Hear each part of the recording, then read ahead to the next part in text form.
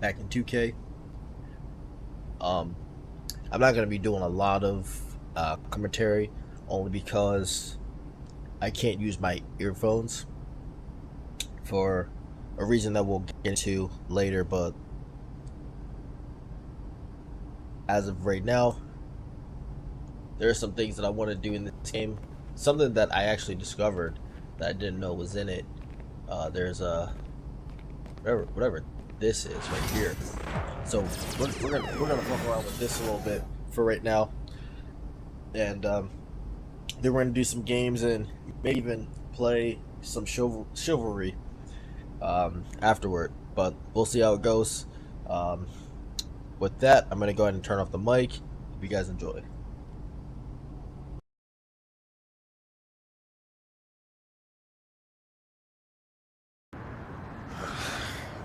Man. Here we go. Yo, what you doing here in Plainview, man? I live here now. And it was either Wolfpack or Dynasty for Club League, and I didn't want to play with you. So I chose Wolfpack.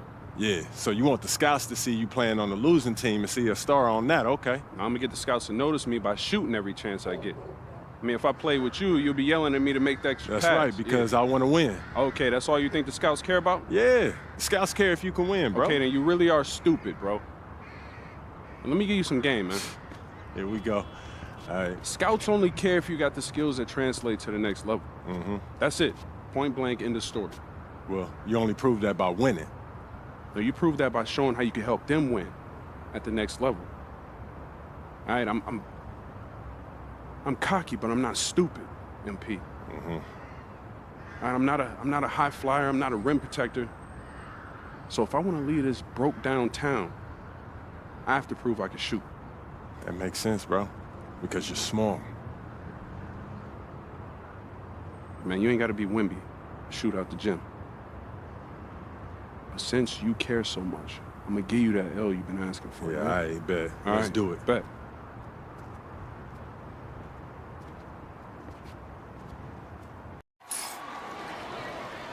Hello everyone and welcome to our presentation of Illinois Club League Basketball. I'm Joe Lamy, joined by Danny Hogger and Drake Hugo.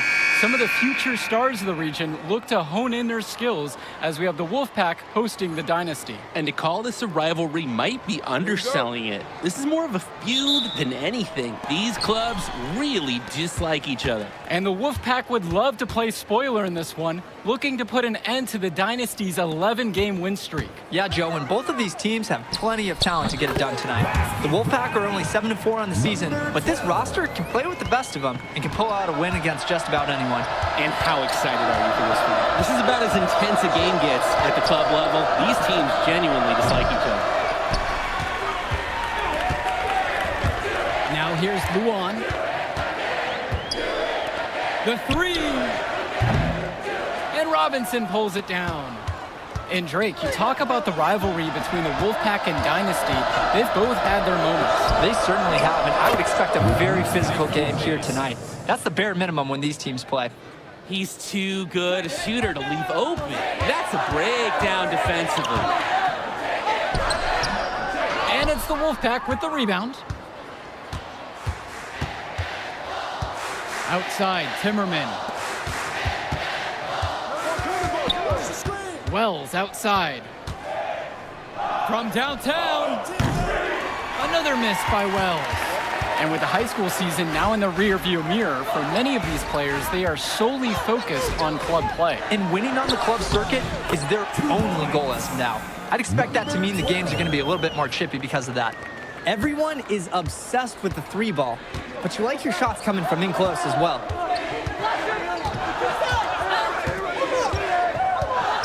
From the arc. And again, the Wolfpack with the triple. An elite three-level shooter. Wells is someone you have to worry about beyond the arc. To the paint. Kicks it out to Hopkins.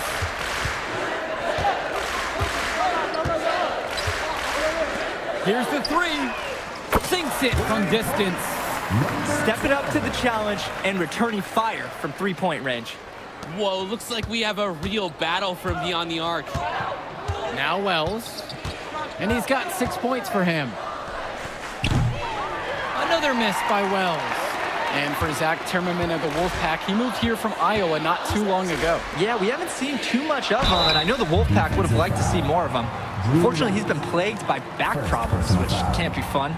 You wonder how long he'll be able to keep playing for. And Zadirko is a prototypical guy that any team would love to have. He's big, he's physical, and he's chasing blocks on D. And the first one drops. The Wolfpack making a switch here.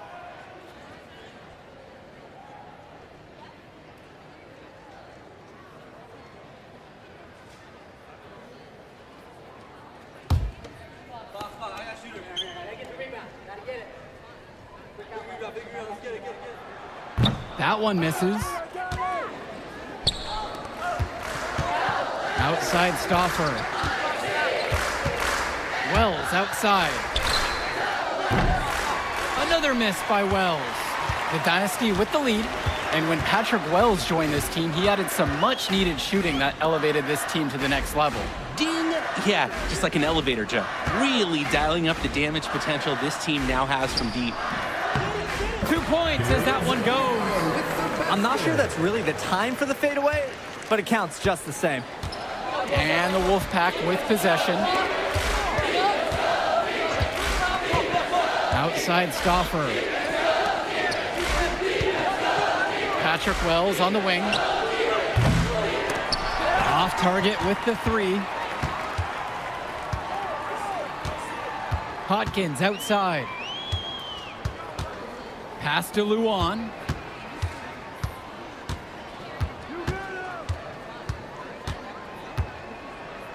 Back to Hodkins. Down to 5 on the shot clock. To the inside. Patrick Wells with the steal. And here comes the break. Up the floor. James slams it home. Well, the big name in the showcase has to be MP. He's a 5-star recruit and has a clear path to the NBA with his skill set and athleticism. And scouts want to see him take over the game. They want to see him be athletic. They want to see his instinct and moves on the floor. Because sometimes he can defer it a bit too much. Now here's Fisher. Back to Hodkins. And the layup is good. Hawkins sees the floor so well, sort of like a falcon, spotting prey and swooping the ball for the score. And Patrick Wells outside, drops it in from long range. I'm not sure who was supposed to pick him up, but someone is going to get an earful from coach for leaving him that wide open. Guarded by Wells. And it's Patrick Wells with the rebound. Three-pointer. The Wolfpack get it back. Lets the three fly. And again, the Wolfpack with the triple.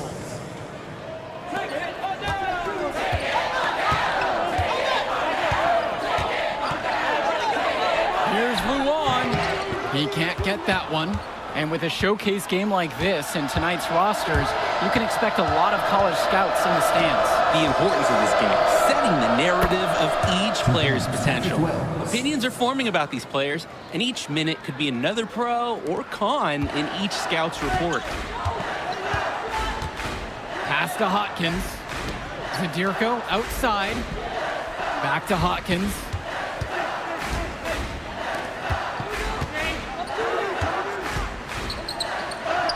It falls for his 5th field goal tonight. Now shooting 5 for 8 from the floor. He's able to find a seam in the defense and just lay it right in. Here's Wells. The Dynasty grab the miss. Guarded by Wells. Back to Zadirko. And Dave Zadirko throws it down. And the center, Zadirko, is a threat inside. You can't allow him to get this deep. Well, you think about what sets MP apart on this Dynasty team. His athleticism you rarely see at the club level. He's been stunning, Joe. When he's driven, he's physically capable of explosive feats. Speaking of, I'm setting my phone up right here because I think we've got a great angle for some viral content. With 4 to shoot. Here's Wells. Makes it off the glass. Wells is cooking this first half. Great scoring output from him. And the Dynasty call time here. Substitution for the Wolfpack. The Dynasty trail. To make a substitution. Substitution for the Wolfpack.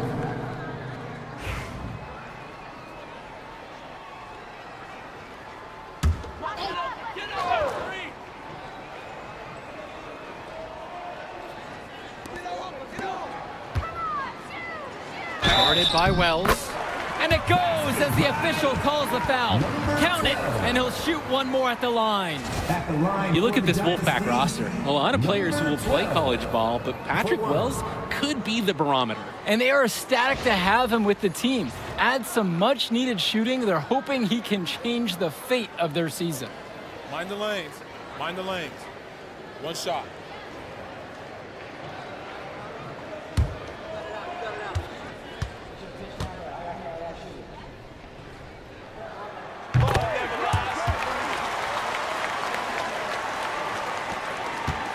And the Wolfpack have possession. They trail by 1. Wells, a screen. Deshaun Carter from the outside. It's hauled in by the Dynasty. Well, halftime not too far away, and MP and Wells have both had their moments. And the talent gap between these two doesn't look that big, if there's even a gap at all. Now here's Luan. Now Dillard. Just 5 on the clock. Pass to Zadirko. Knocks down the triple.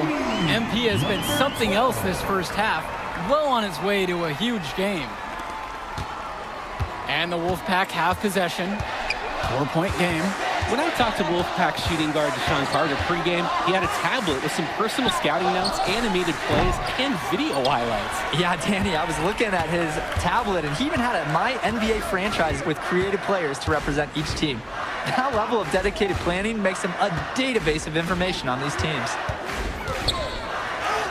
Score that one, and he's now a blistering 8 for 11. That's what you want to see. Eric Dillard making the right play there, securing the assist. And the Wolfpack with possession. Pass over to Robinson. Wells tries the spin move. Here's James. Timmerman with it. Guarded by Zadirko. Deshaun Carter from the outside. The three-pointer goes. Practice makes perfect for Carter. The Wolfpack guard was all lined up and prepared to fire before he even got the ball. Dynasty coach Duncan Carter has worked to impart a sense of focus in this ongoing rivalry. The rivalry of these teams is well documented, and he wants his club to continue their winning ways. Yeah, Danny, he knows that the way the games have swung between these two sides is a dynamic rivalry. He would like the Dynasty to play at a heightened intensity for this one. The Dynasty with the lead.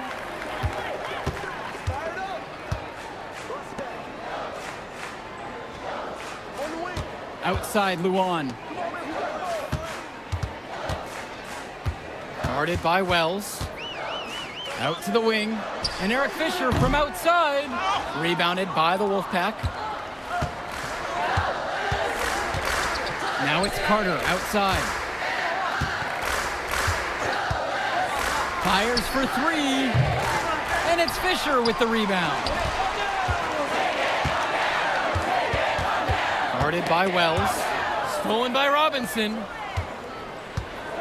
About 7 seconds separating the shot clock and game clock. Outside, Timmerman. Robinson sets the screen. 6 on the shot clock. Timmerman. Zadirko grabs the rebound. Out to Dillard. Over James. And the first half comes to an end. We've got a close game going on here. Dynasty ahead, up by 5. And plenty more to come right after this.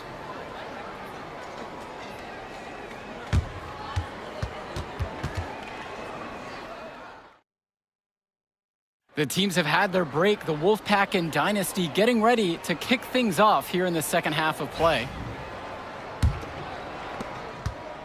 the Wolfpack trail. And in club play this season, the Wolfpack enter tonight at 7-4, while the Dynasty are a perfect 11-0. And I'd say we could throw out the record books, Joe. Whoosh! I threw mine right across the table. Sorry, Drake. Because of the history of these regional rivals is so complex. Both teams thrive on denying the other the chance to win in big games like this one. And you love how MP has been able to put up the points with all the scouts watching. Wells outside. Defensive foul. Eric Fisher. First personal foul. First team foul. At the line for the Wolfpack, Tariq James. He's off on the first.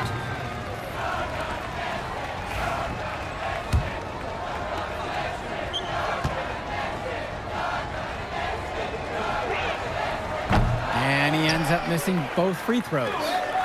And it's the Dynasty with the ball. Here's Luan. That's good. And it's Dave Zadirko with the assist.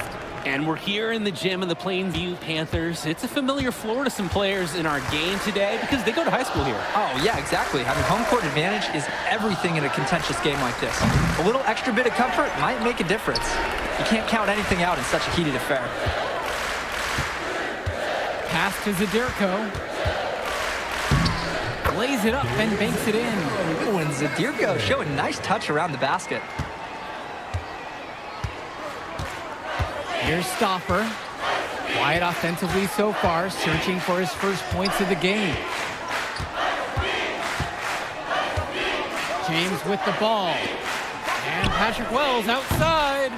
Wolfpack foul. Drew Roberts. Timeout called by the Dynasty. Timeout on the court.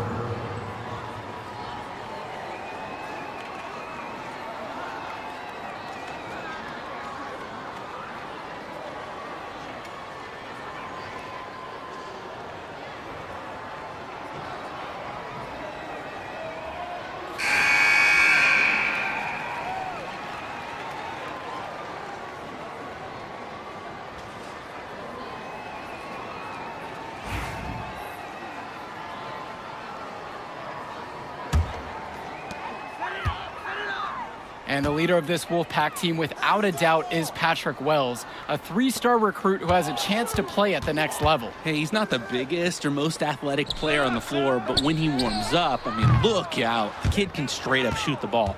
If he can bulk up and add some strength, he could be a factor in college. Just looking to get anything going offensively. Honestly, it feels like there's a lid on the hoop right now. Back to Wells. Stoffer. Passes to Wells. 5 on the clock. Drew Robinson for 3. That falls, coming off the assist from Patrick Wells. Might not be the best shooter on the team, but each mate can lead up to changing that label. And Hawkins gets it to go. Even though he's a work in progress, Hawkins has great burst. Maybe it's partly that tennis background. The Wolfpack with the ball, trailing by 10. Outside Stoffer.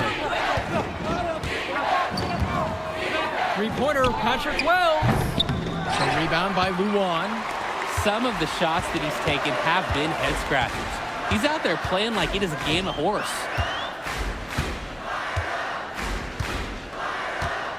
Pass to Hawkins. On the wing, Michael Luan.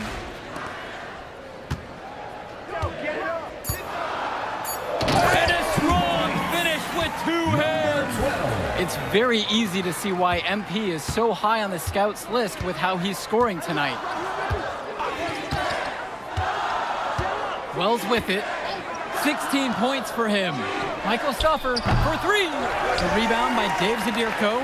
When you get that clean of a look, you have to take it and hope you make it. Guarded by Wells. And it's Patrick Wells with the rebound. And the Wolfpack with possession. A 12-point contest. And it's Timmerman missing. Great ball movement. They're sharing the rock. And they're keeping everyone involved and engaged. Wells outside. The three-pointer is off the mark.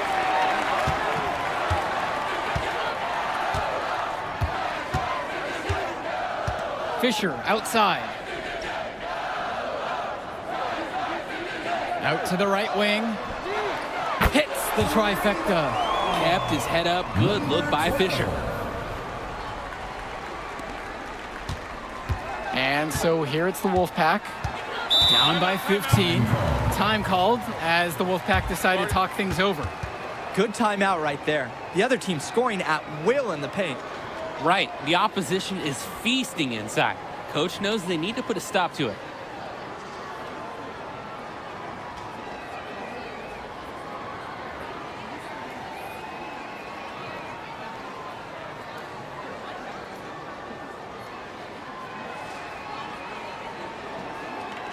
Substitution for the Dynasty. Substitution for the Wolfpack.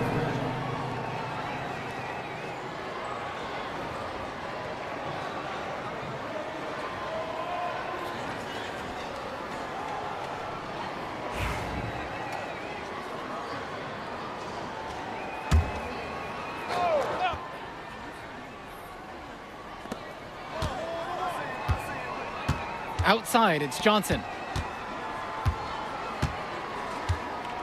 Cordova outside. Fresh, the screen. Over Cobb. Cordova's shot is good. He got hung up on a great screen and gave the shooter some wiggle room. Yeah, for sure. If he sees any daylight at all, he's pulling the trigger. Now here's Junior. Puts up a three. It's hauled in by Fresh. Flat out inexcusable defense. They got lucky that he somehow missed that shot. He knows he should have buried it with the defense being that lax. Kicks it to Johnson. Cordova outside. Sends it home from three-point land. Deciding to change it up. Substitution for the Wolfpack.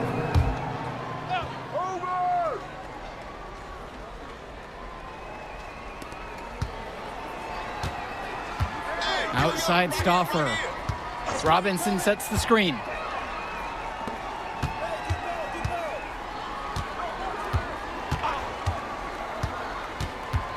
Back to Stauffer. Clock at 6. Shoots the three. The rebound by Dave Zadirko. The Dynasty leading. Luan with it. It'll be Timmerman picking him up. Good work there as it goes. Using that 6'7" frame. Look out! Luan went right at him. Now Wells. The D right on him. Pick by James. From deep. Wells, no good. And he cannot wait for this quarter to come to an end. Seems like nothing is bouncing his way, no matter what he tries. Back to Fisher. Hopkins. Dish to Fisher. Zadirko with it. Defended by Robinson. Fires from 14. Zadirko's shot is off. And so here it's the Wolfpack. A 7-point differential. Wells gets it to go. Building the drama. Wells with the timely score. Do you feel the game shifting right in front of us, guys? Pass to Hopkins. Zadirko, a screen. On the wing, Brett Hopkins. Guarded by Wells. And he can't answer back. The three-pointer's offline. Three-pointer. Another miss by Wells. Closing down on leads is done by making smart plays on offense and taking care of the ball. It's not done by hoisting up those bonehead threes like that. Don't give up an easy bucket and make him earn his points at the line. That's the right play right there. He knows if he attacks the basket, they're gonna get physical with him, and he's so ready for it. And no good as the first free throw misses for him. We'll see if he can nail the second. That's good, going 1 for 2 from the line. And that puts him up by 5. And the Wolfpack with possession.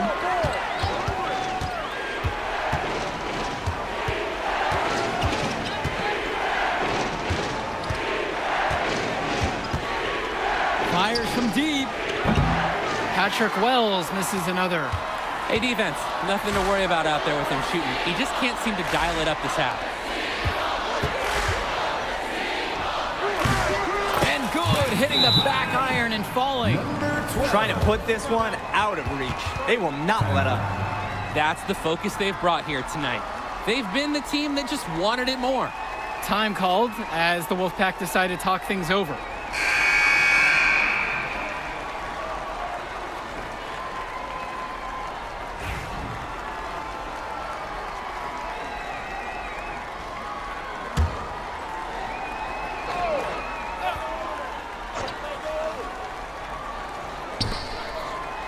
Michael Stuffer for three, buries it, and now they trail by just 4. Stellar basket by Stauffer. Just when the Pack needed somebody to rise up. Clutch points in club league play. And they are in the driver's seat. Yeah, if they come away with points on this trip, it's just about over. And so they choose to intentionally foul.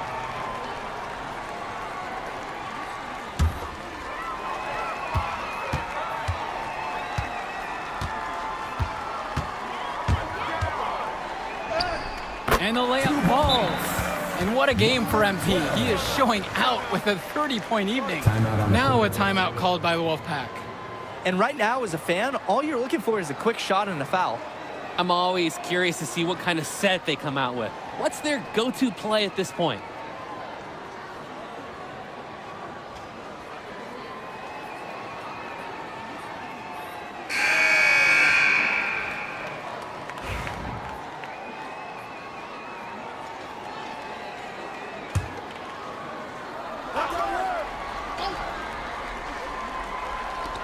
From long range, off the inbound.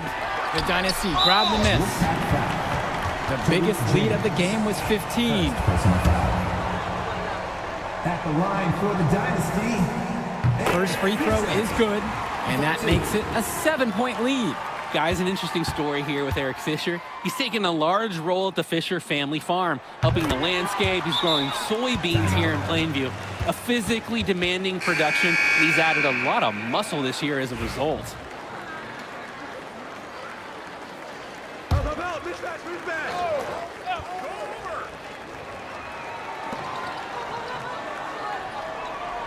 And here's Stauffer. Fires from the line, and they pick up 2. If you give Stauffer the mid-range shot, he'll try his luck each and every time. And so they foul intentionally. Second personal foul. At the line for the Dynasty, Brett Hawkins. Shooting 2.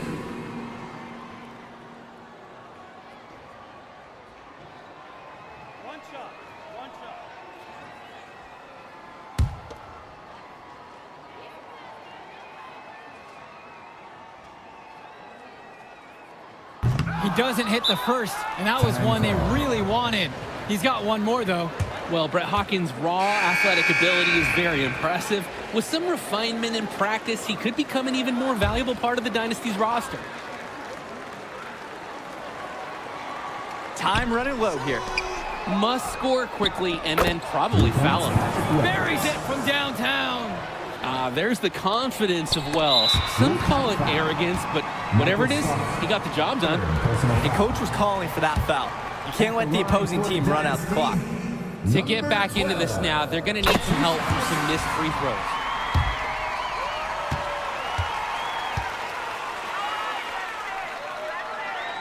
And so both free throws are good, and it's a 5-point game.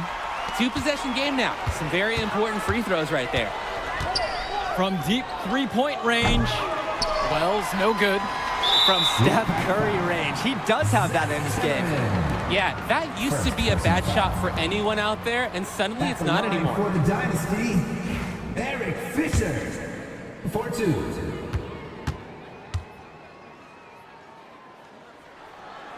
So the first one drops, and that'll increase their lead to 6.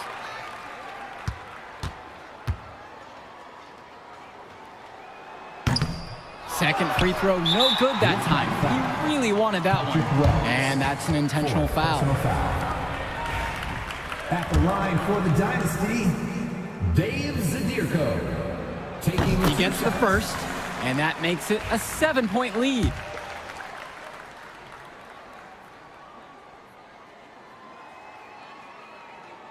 Second one is good, getting both at the line. And it's an 8-point game.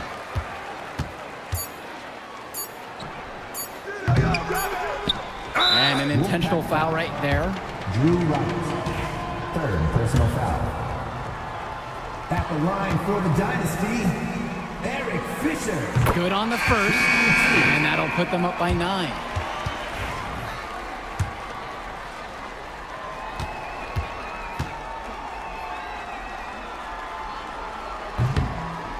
Both shots are good from the stripe.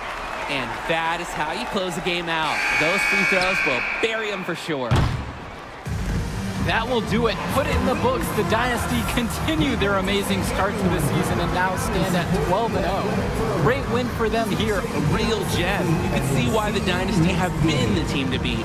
Great execution for them when it mattered most. Well, you know the Wolfpack would give everything they had. You could feel the intense tone of this rivalry match early on. Yeah, we've seen this before. Ultimately, talent just wins out. The Dynasty has a great group of players to build on, and they might have been tested here a bit, but they proved to be the better team. For Drake Hugo, Danny Hager, this is Joe Lamy. Thank you for joining us. Yo, she was here. I didn't see her. Yeah, she came with her cousin. Oh, I can't Man, you mind if I talk to him real quick? I apologize. Hey, look, I know we butt heads over the years, but we go to the same school now. Oh, are you thick in the head or something? I don't like you, man. Look, I ain't trying to be your best friend. I'm just trying to win some games. All right, that's fine. Yeah. How about we talk on the court? And off the court, you and me win cool. Great. That's a great attitude. It We're is going a to win great states idea. like Yep, that. Yep, and I don't care about states. Yeah, that's because you playing for the Scout. Right, and that's because you playing for the fantasy. What, you think they're going to rebuild the factories because you passing a little Jimmy in the clutch? You really want to help these people? How about you take over, make the league? Then when you got some actual power, you can actually help these people. All right, stop this nice guy hiding behind that when the truth is, you scared to become the player you need to be in order to build a real dynasty. This is just a costume, bro. These words, meaningless, unless you put something behind them. Yeah, all right. Yeah, think about it.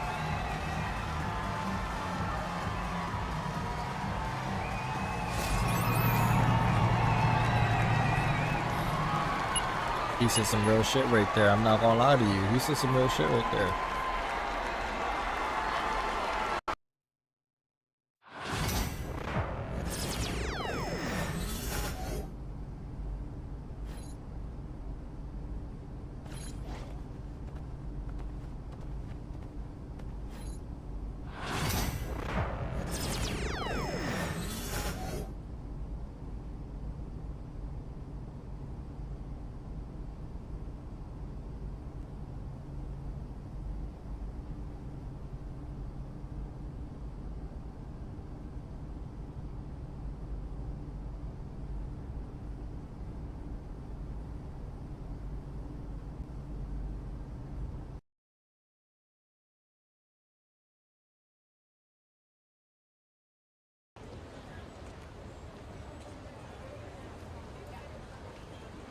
I can't believe how many North Beverly hats I saw today. Man. Front runner high school team is crazy. Yo, that's what happens when you win 8 straight titles and you're the most exclusive private school on the north side of Chicago, man. 5 assistant coaches. Full time. Mm-hmm. That means they've been scouting you for months. Guess I'm gonna have to just go in there and do my thing, you know what I mean? Stop playing, MP. Do you want to win, bro? Of course I want to win. What you Well, talking then about? pass the rock. All right, you're on a whole nother level than everybody else. I get that. But we can shoot. All right, especially if we're wide open and they're throwing doubles at you with their all-star recruits, man. Yo, Patrick, ever since you got to Plainview, you've been telling me to take over, prove to the scouts that I'm an NBA player. Yeah. And now we on the biggest stage and you sitting here to tell me to play timid? You scared? You nervous? What's up, man? Scared, man. It's North Beverly. can't lose to those guys. Hold on. Why? Because you play with half of them on your club league team? It's not the players, man. Players are in the same condition we in on scholarship. I'm talking about the fans. I can't stand the fans, man. They've been getting everything handed down to them their entire lives, man. And they swear it's because they're better than you. Yeah, no, that's real. Meanwhile, somebody from Plainview can work twice as hard as them, and they'll never, ever get the same opportunity. I hear you. That's exactly what I'm saying. But yo, you want to hear something even crazier? One of the biggest donors at North Beverly is the guy who shut down the garment factory. And my grandfather, he worked there for 37 years, bro. 37 years, Patrick.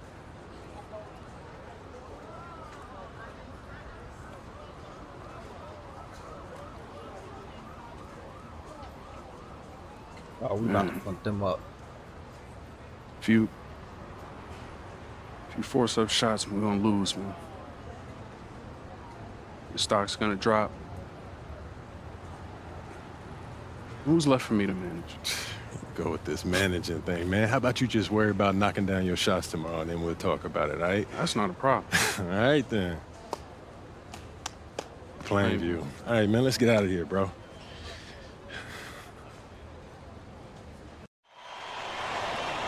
And let's go down to the floor as they get ready to announce the starting lineups. Welcome, fans, to the High School State Championship. It's time to introduce the starting five for your Plainview Panthers. At small forward, number 15, Al Petrucci.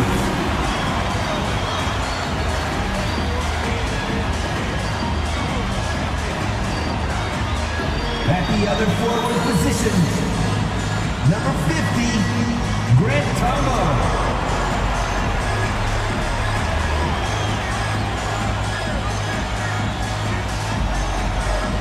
At center, number 6, Dave Zadirko.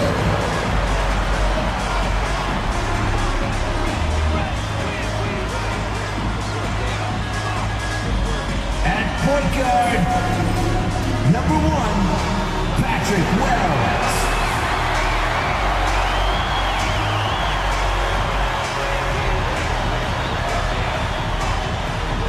At the other guard position, number 12.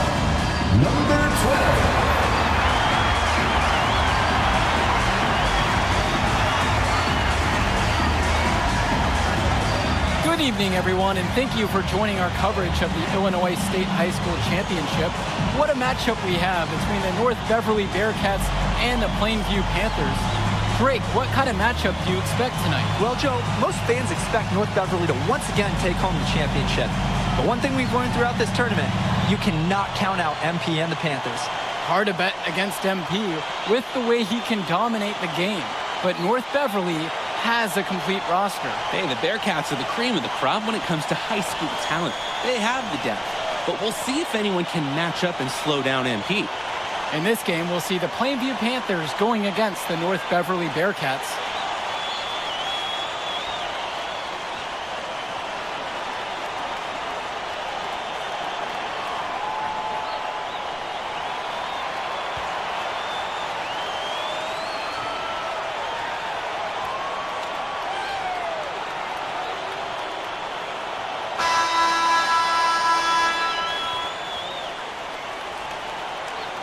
Let's talk about Danny Coffin for a moment. The Bearcats power forward loves to clean the glass. He's got a real pack mentality, too. So when a shot goes up, Coffin is nearly always in the picture, and he's either boxing out or snagging those boards himself for easy second-chance buckets. I got him. Guarded by Day. Pulls up on the wing. Buries the jump shot. Defensively, I'd like to see a little more pressure on the shot. Good look from mid-range. Here's Marcita. Over Petrucci. Offensive board. Here's Day. The shot from the low post is good. They rely on him to produce, and he's certainly been up to the task. Plainview on offense. Wells outside. Pass to Perchumsey. Back to Wells. And when you watch Dermanenko on the court for North Beverly, he's as composed as they get at this level. He's the smallest starter for the Bearcats, but he's sort of like this conductor of a larger-than-life Bearcat orchestra. He moves the symphony, and he collects assists from the giants of North Beverly. And the first one at the line is good. And Zadirko is a prototypical guy that any team would love to have. He's big, he's physical, and he's chasing blocks on D.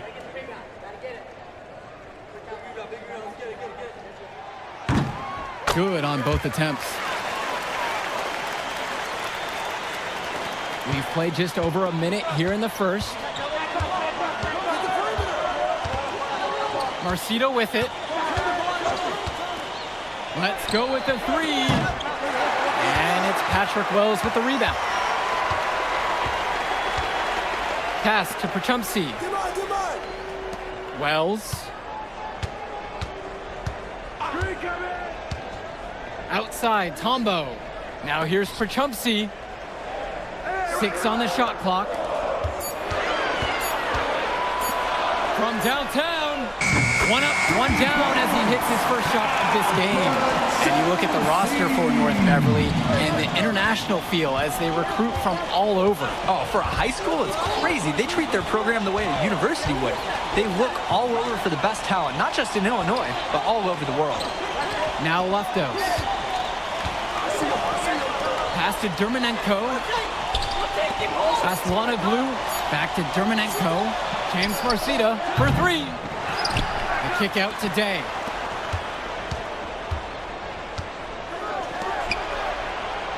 And now Marcita. He's guarded by Perchumsey. And now here's Marcita.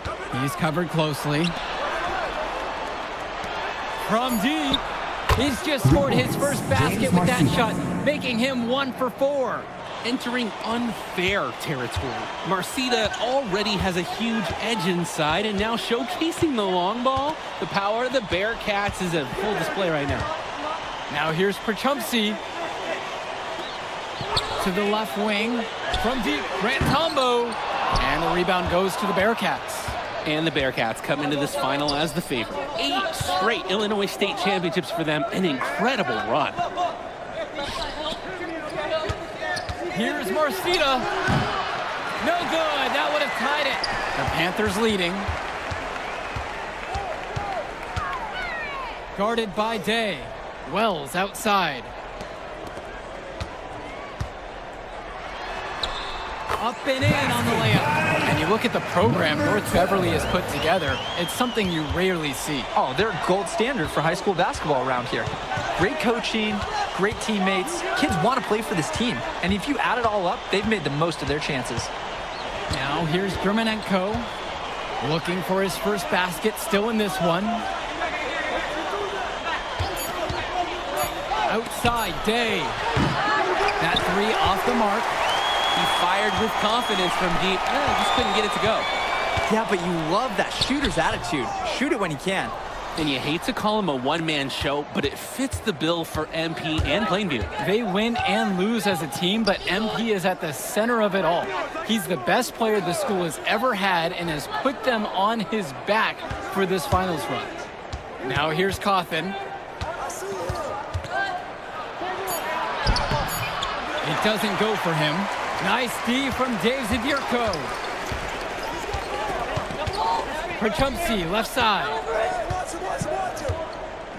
Tombo.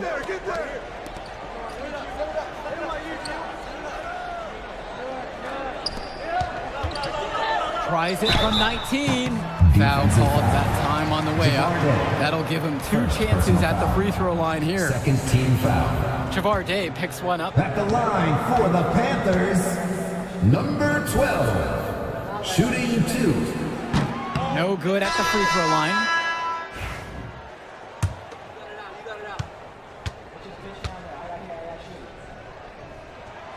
He hits the second from the line. And the Bearcats with possession here, trailing by 5.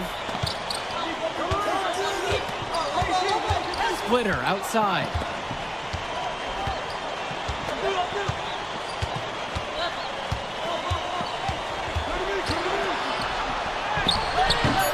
Unable to get that one to go.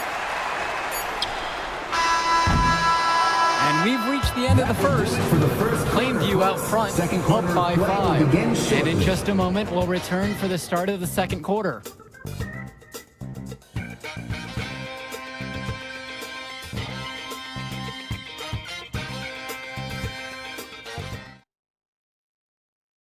Welcome back, everyone. We're here at the United Center. Second quarter of the Illinois State Championship getting underway. And the Bearcats with possession here. It's a 5-point game. And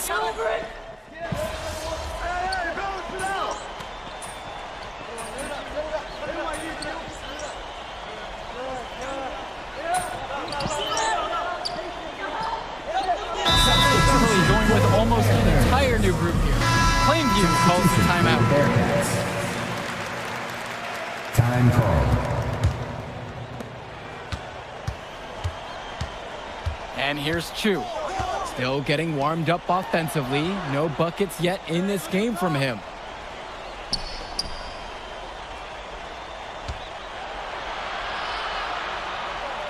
Back to Marcita. 6 to shoot. And again, it's the Bearcats missing. Now here's Perchumsey, defended by Chu. Outside, Tombo.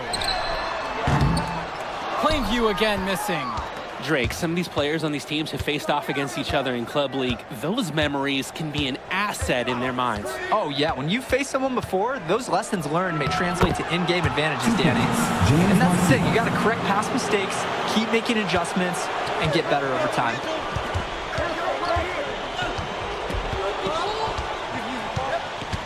Pass to Perchumsey. Zadirko outside.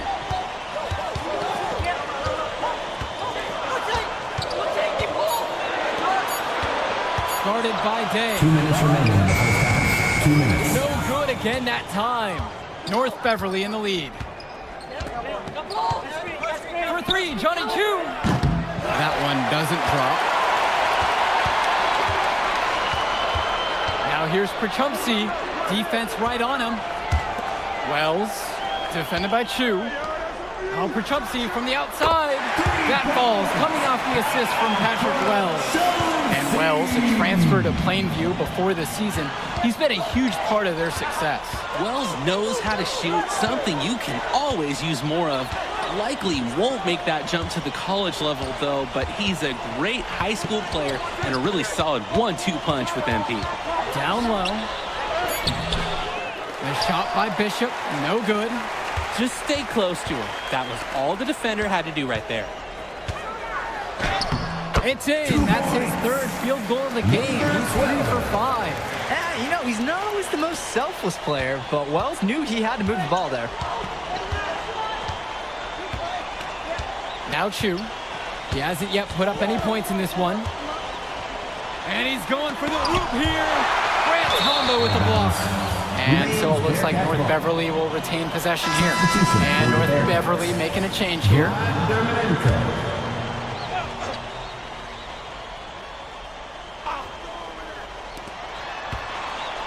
Marcita, pass to Day, with 4 to shoot. Back to Cawthon. Nails the three-pointer. Look, Cawthon is someone who normally operates down low, but on that one, he showed off his range. Now 5 seconds separate the shot clock and the game clock. Out to the right wing. Guarded by Day. And he banks in the layup. Automatic. That's a layup he'll make 10 times out of 10. And now here's Marcita. From past the arc. And the release was before the buzzer, but it's off target. And the first half comes to a conclusion in a game that has been very close so far. Plainview out front, leading by a point, and we'll be back after halftime for the start of the third quarter.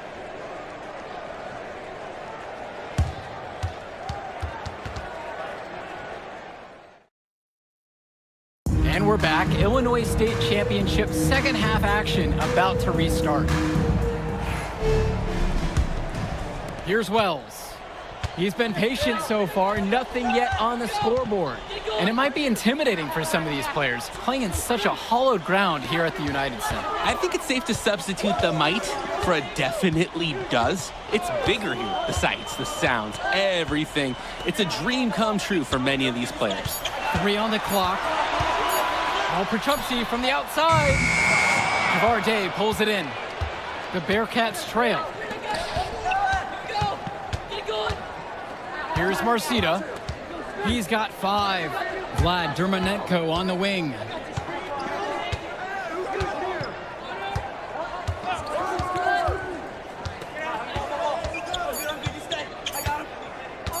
From deep three-point range, Panthers pick up the board.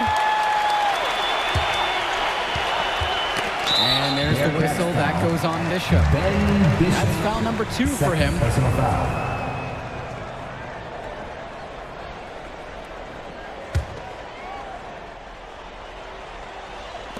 And a minute played as the second half gets going. Scores a bucket. He's made 5 so far, shooting a nifty 5 for 7. Well, no doubt MP is a legend for Plainview already. Likely to be the first graduate to have ever seen the NBA. And for someone who's never seen him, MP's athleticism is something special. He's got great basketball IQ, and you can see the potential ooze out of him. This is just the start of what can be a decorated career. With just 5 to shoot. Dermonenko, guarded by Wells. Marcita, no good. He can do that, just couldn't connect this time. Too much daylight for a shooter of his caliber. Pass to Zadirko, poked away. Stolen by Bishop.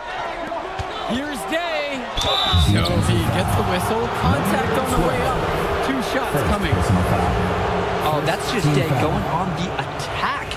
Putting the defense on their heels and forcing the foul call. Great play. Taking 2 shots.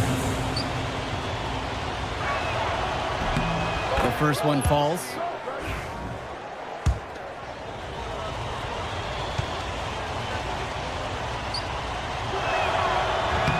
And good on the second, so he makes them both.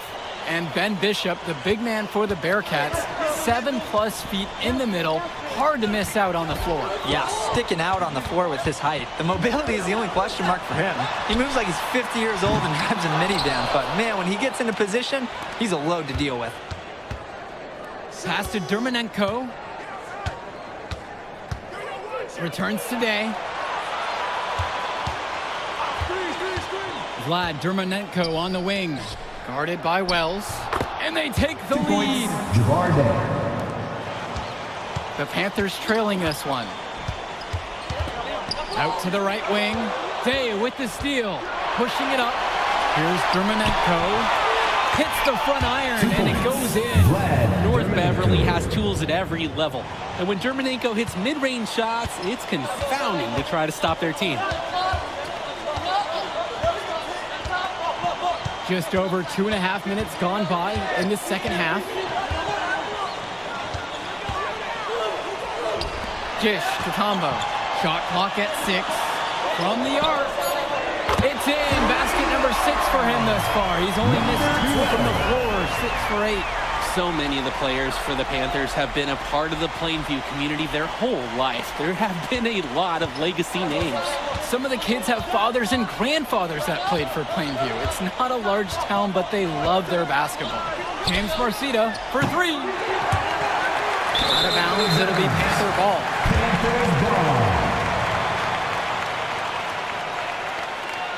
Substitution for the Panthers.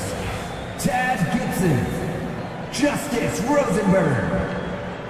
Substitution for the Bearcats. Plainview on offense. Their defense has only allowed 6 points in the second half. Pass to Zadirko. Wells with it, defended by Chu.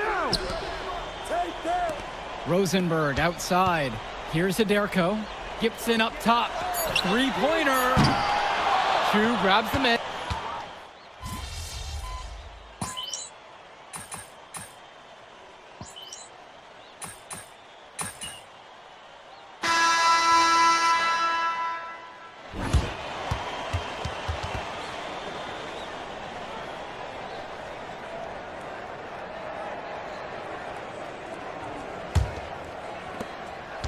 North Beverly in the lead. Swings it to Splitter. There's the triple. The rebound by Mark Little. To the middle. Rosenberg outside. Covered by Splitter. And here's Little. It's hauled in by Lee. Will Williams on the wing. Guarded by Rosenberg. Pass to Lee. Over Gibson. No good on the fadeaway. And of course, high school basketball around Chicago as competitive as it gets. There is a legacy here. Yeah, players are chasing a shadow in the shape of the number 23, and it envelops every court in this city. Basketball could be a ticket, could be the opportunity of a lifetime for these athletes. Maybe some miscommunication from the defense there. No one there to guard him. Here's the Bearcats with the basketball. Outside it's Williams. Splitter. And there is a whistle. That goes on Gibson. That'll be his second foul of the game. And the defender didn't get squared up with his feet set. Yeah, those could be tough to judge full speed, but I think the official got that one right. The Bearcats making a switch here. For three, Johnny Chu. And again, it's the Bearcats missing. Plainview with the ball. Here in the fourth quarter, their defense has been very strong, allowing no baskets. To the paint. Here's Aderko. And Dave Aderko throws it down. And as we know, a lot of colleges have their eyes on this state championship, a number of top recruits. Oh, if you're a fan of basketball, this is the game to watch. A handful of these players might even make their way to the NBA. Wait a second. You're telling me that this nigga right here with the full beard is in high school? Okay.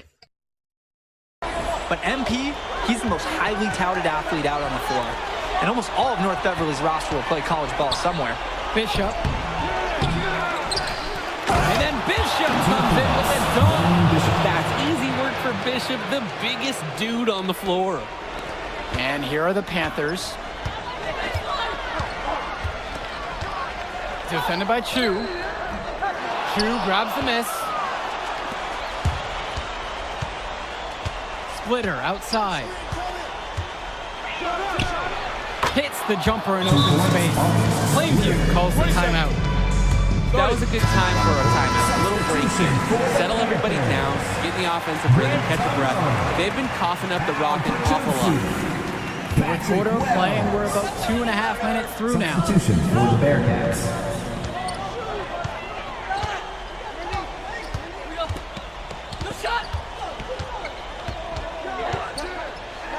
For Chumpsy, outside.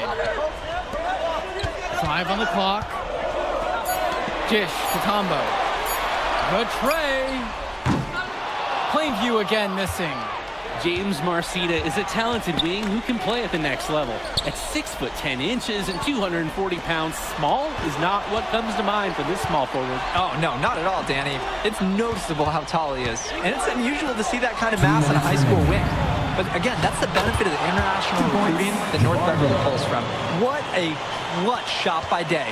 This Bearcats team trusts him to deliver in these big moments. Passes to Wells. And here's Dave Zadirko from the arc. And Vlad Zermanenko pulls it down. A look at the clock. A little under 3.5 minutes gone by here in the fourth. Outside, Marcita. Cawthon knocks down the triple. They've never lost their focus as this game has progressed. Very good possession. And now that we're moving deeper into the fourth, it's at the point where they add a few more points to the lead and they can put this one out of reach.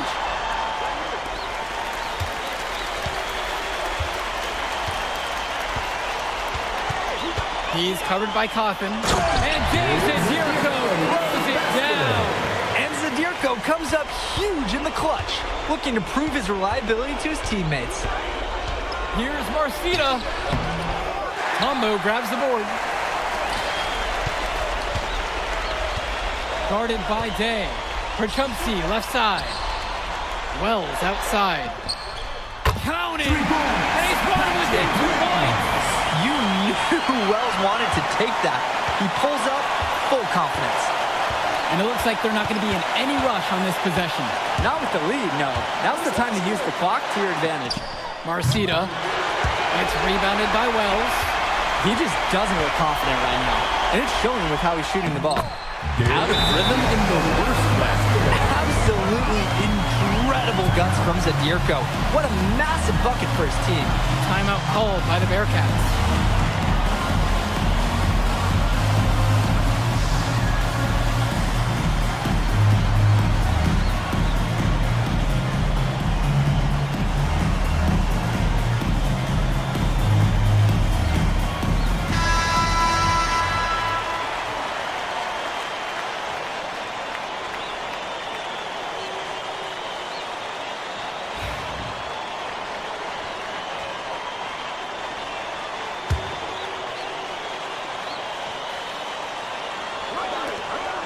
There's a 4-second difference between the shot clock and the game clock. Here's Marcita. Undersized, yeah, but not going to get outworked. Grant Tombo smacked that attempt away. Knocks it loose. Zadirko. Oh, offline. Timeout called by the Bearcats.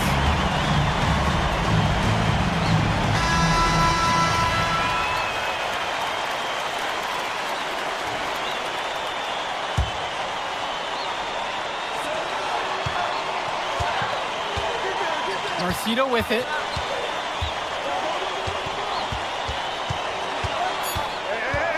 High arcing shot. It's good! And boy, that shot takes soft touch.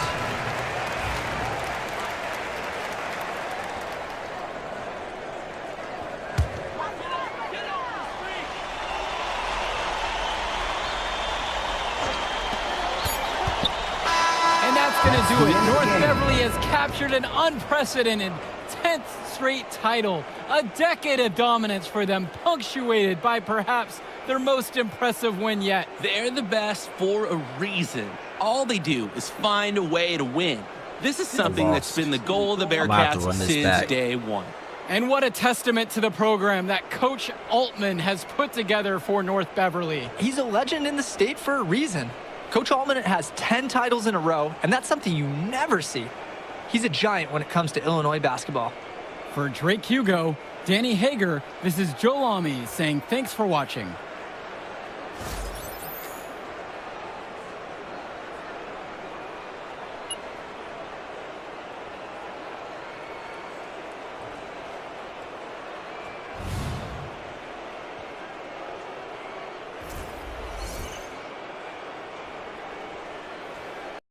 And Wells, a transfer to Plainview before the season, he's been a huge part of their success. Wells knows how to shoot, something you can always use more of.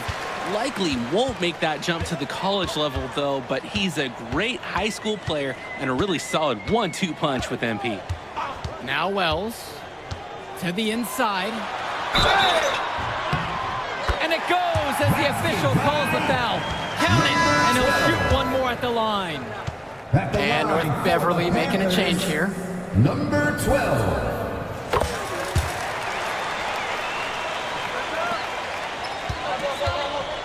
Here's Drumanenko. Pass to Bishop. Here's Marcita. Over Perchumsey. It's Marcita missing.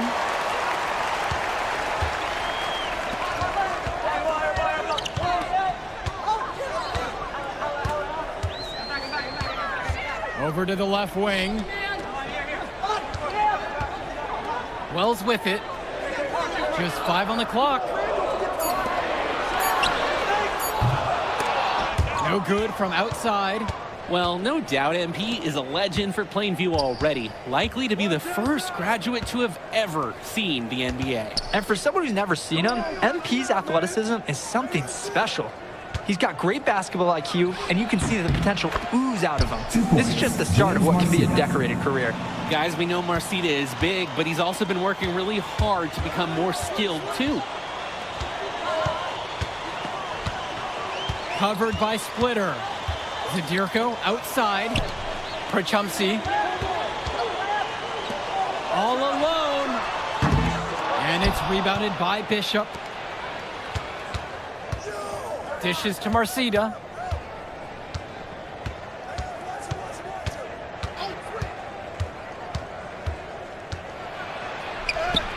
And the layup's good off the glass. So competitive in the interior. Marcita makes good use of his size, breaking through the contact. And Ben Bishop, the big man for the Bearcats, 7+ feet in the middle, hard to miss out on the floor. Yeah, sticking out on the floor with his height. The mobility is the only question mark for him. He moves like he's 50 years old and drives a minivan, but man, when he gets into position, he's a load to deal with. First quarter of ball, almost 2.5 minutes in. Pass to Bishop. Cawthon.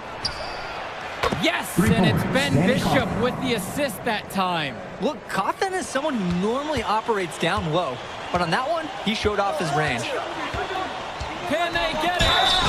So the whistle blows on the shot. 2 free throws for the contact there. First personal foul. Second team foul. First one for him, Paul. Panthers, number 12, taking 2 shots. That one is no good. North Beverly leads. James Marcita is a talented wing who can play at the next level. At 6 foot 10 inches and 240 pounds, small is not what comes to mind for this small forward. Oh, no, not at all, Danny. It's noticeable how tall he is. And it's unusual to see that kind of mass in a high school wing. But again, that's the benefit of the international recruiting that North Beverly pulls from. And wrestling for it there, but no one has possession. Instead, we'll have a jump ball.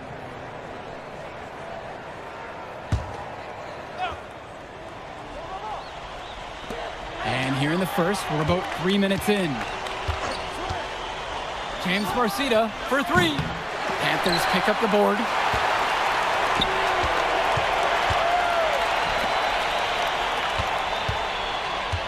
Now here's Prachumsi, guarded by Marcita. Hits the trifecta. Yeah, it's good to see Wells making the right play, simply getting it to the open man. And in this matchup, you can be sure North Beverly will focus on MP. They know he's the cog in this Plainview machine. MP is that guy. And as he goes, so does Plainview. It doesn't take a lot of scouting to see that. I absolutely love seeing this kind of chemistry. And what about the finish? He delivered that with ferocity, just crushing the rim. You can forget about the quarter, the nickel, the penny, but you can't forget about the dime. The pass is on the money. Now here's Dermanenko. No scoring yet from him, but that's likely to change. Inside. And he was fouled on the way up. 2 free throws coming up. First personal foul. First team foul. At the line for the Bearcats. First free throw is good. Split.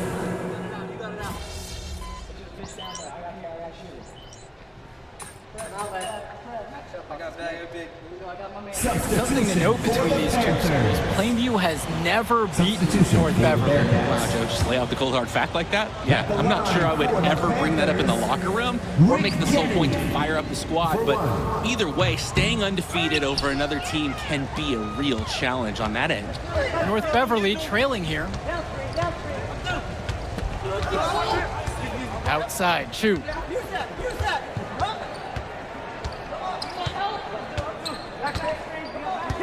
Clock at 6. There's a screen by Lee. And again, it's the Bearcats missing. Defended by Chu, and the layup falls.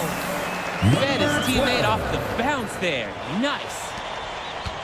Here's the Bearcats with the basketball. Pass to Leftos.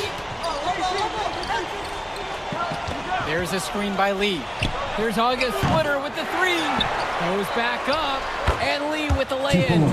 Drake, some of these players on these teams have faced off against each other in Club League. Those memories can be an asset in their minds. Oh, yeah. When you've faced someone before, those lessons learned may translate to in-game advantages, Danny. And that's the thing. You got to correct past mistakes, keep making adjustments, and get better over time. Chu grabs the miss. Here's the Bearcats with the basketball. Trailing by 2. Aslanoglu right side. August Splitter on the wing. Pass to Williams. Outside, Chu. And the go-ahead bucket is no good. Defended by Chu. Second quarter of play with almost 3 minutes gone by so far. For 3, Tad Gibson. Rebound by Splitter. And no matter how this game goes, what a run it's been for Plainview. The first time they've gotten this far in school history. And you can tell by how much the town has loved it. Fairy tale ending or not, this has been a year to remember for Plainview. Now Chu. The 3. Little with the rebound.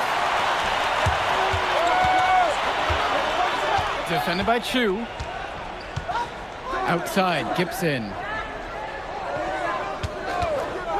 Over Splitter. The shot no good by Gibson.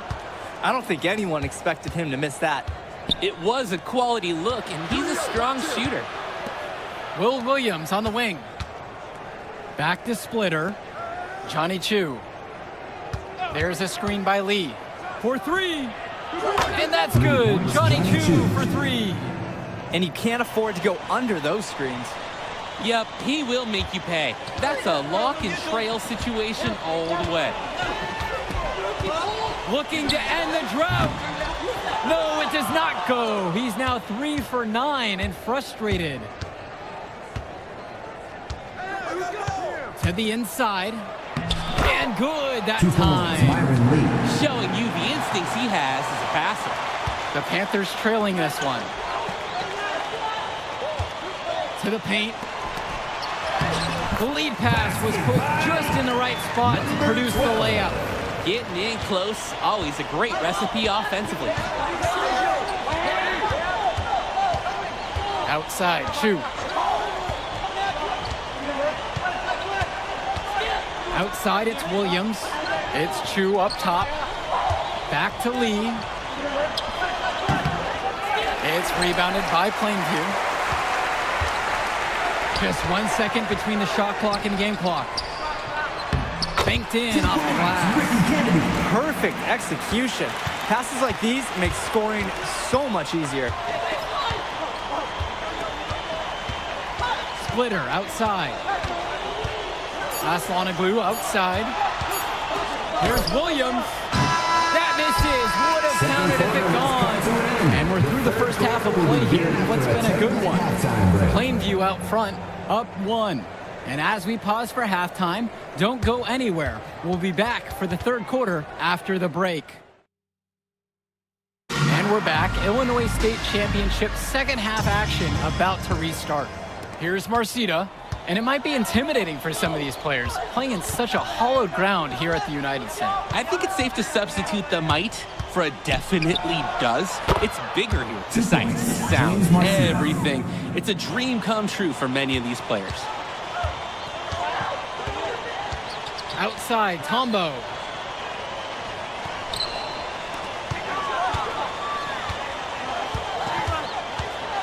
Guarded by Day. And here's Dave Zadirko from the arc. And Vlad Dermanenko pulls it down. Outside, Marcita.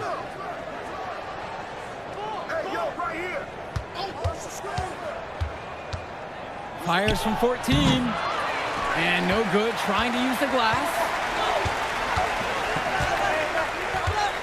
Wells outside. Tombo with the screen. Over to the wing.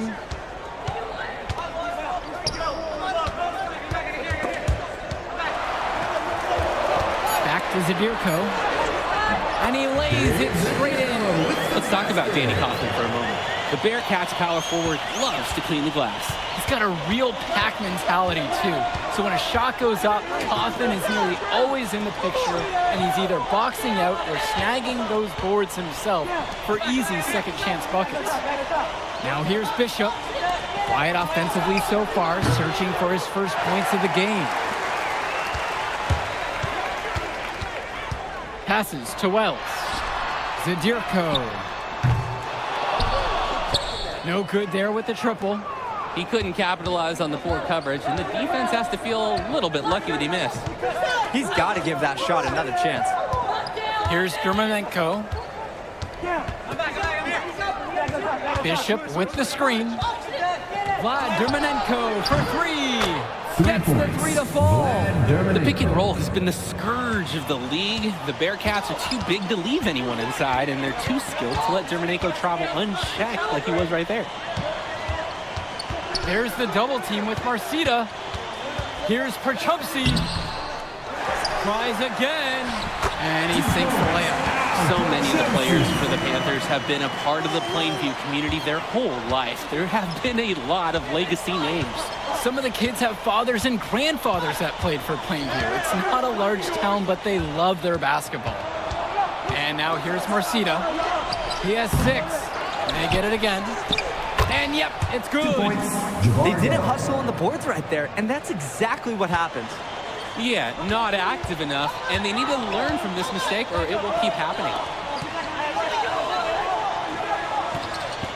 Third quarter here, and 3 minutes have come off the clock.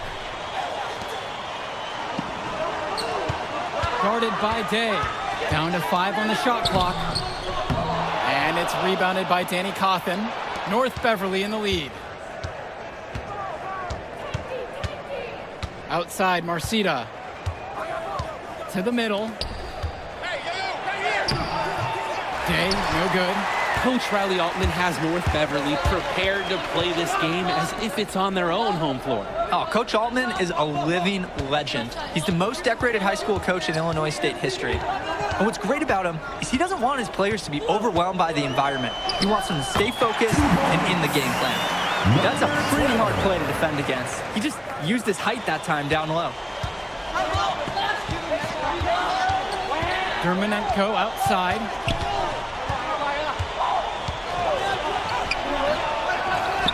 Pass to Day. And he comes up with the deuce. This is why this Bearcats team loves Dermonenko, a relentless player who relishes feeding his teammates. Guarded by Day. Outside, Tombo. Count it from distance. Here's Dermonenko. He's got 5. And when you watch Dermonenko on the court for North Beverly, he's as composed as they get at this level. He's the smallest starter for the Bearcats, but he's sort of like this conductor of a larger-than-life Bearcat orchestra. He moves the symphony, and he collects assists from the giants of North Beverly.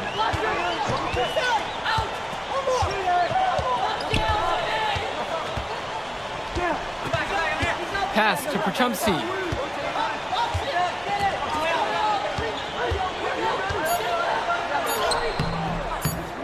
Can't hit it from close range.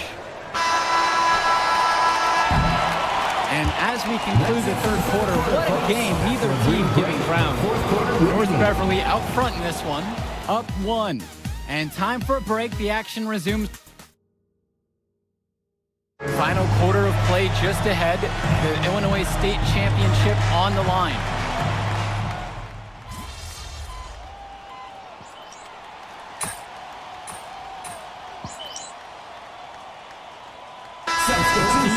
Change here. Substitutions for the Bearcats.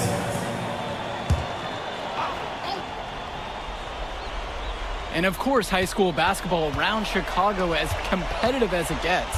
There is a legacy here. Yeah, players are chasing a shadow in the shape of the number 23, and it envelops every court in this city.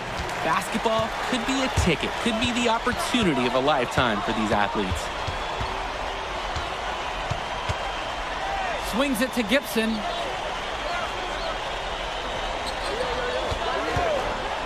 To halt the run.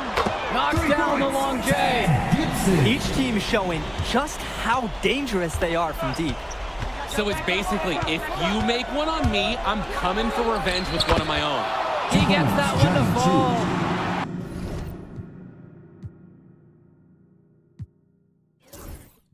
I got. And you look at the size that North Beverly brings, you have to think that that's going to give Plainview some problems. Definitely. That size complicates your ability to run normal sets. Everything, I mean, even getting looks at the basket, passing across the court, it's all so much more difficult when your team has a huge size disadvantage. Now Wells nails it from beyond the arc. An elite three-level shooter. Wells is someone you have to worry about beyond the arc. Dermonenko outside. Panthers foul. First. And Plainview making a change here. Substitution for the Panthers. Chad.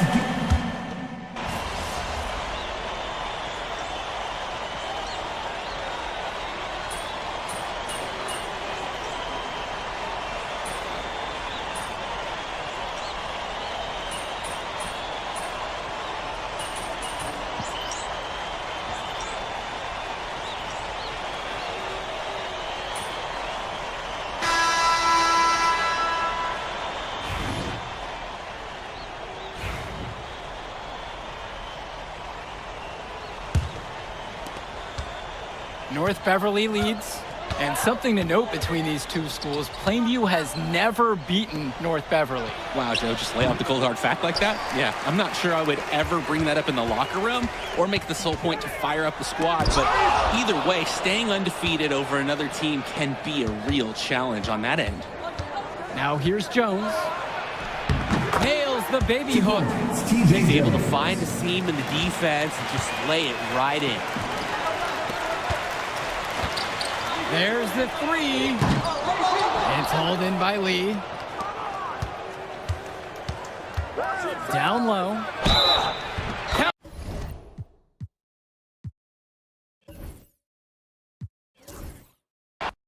And the Bearcats come into this final as the favorite. 8 straight Illinois State championships for them, an incredible run. Tip-off goes to Plainview. Guarded by Day. And you look at the program North Beverly has put together, it's something you rarely see. Oh, they're gold standard for high school basketball around here. Great coaching, great teammates. Kids want to play for this team. And if you add it all up, they've made the most of their chances. He hits both from the stripe.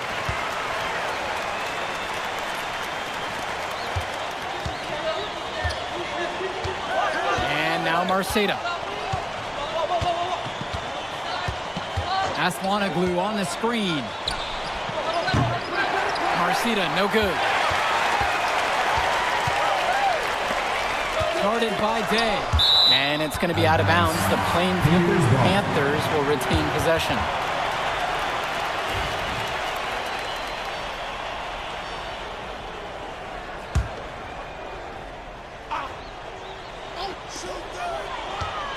Passes to Wells. Drills it from deep. And when you watch Dermonenko on the court for North Beverly, he's as composed as they get at this level. He's the smallest starter for the Bearcats, but he's sort of like this conductor of a larger-than-life Bearcat orchestra. He moves the symphony, and he collects assists from the giants of North Beverly. Such a wide-open look. James Marceta. And a three in response. Back and forth we go. Right back at you. I love this competitiveness. Now Wells. A little over a minute gone here in the first quarter.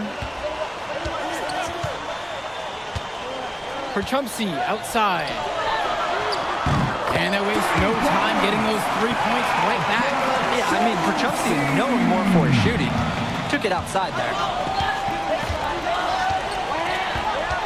Dermonenko outside. Pass to Leftos.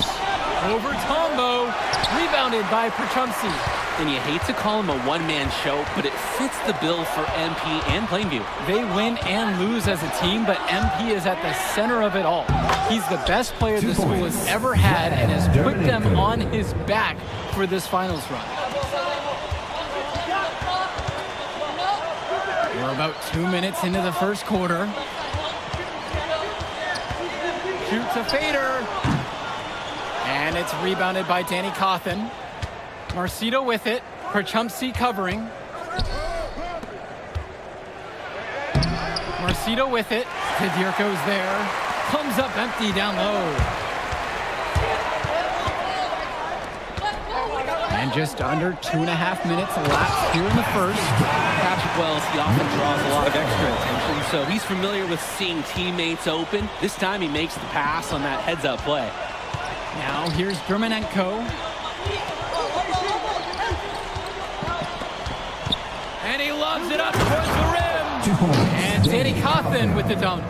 Well, no doubt MP is a legend for Plainview already. Likely to be the first graduate to have ever seen the NBA. And for someone who's never seen him, MP's athleticism is something special. He's got great basketball IQ, and you can see the potential ooze out of him. This is just the start of what can be a decorated career. And the layup is good. When you have that much of a size advantage, there's no doubt. Just take it to the hoop and lay it home. Now here's Dermonenko. To the middle.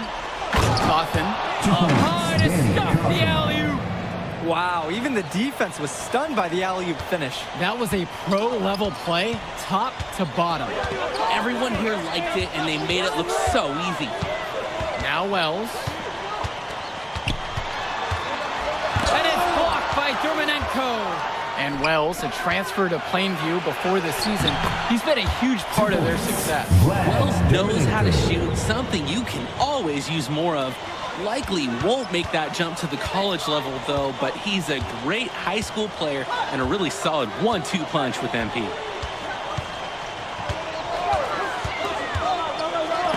And it's blocked by Javar Day. And they're able to recover. Fires for three. North Beverly pulls it in. Well, everything's working for them at the offensive end right now. Yeah, good play calling and even better execution. Unable to get the go-ahead bucket. Completely unnecessary to go to the fadeaway there. Could have been an easy jumper. Jish to Tombo.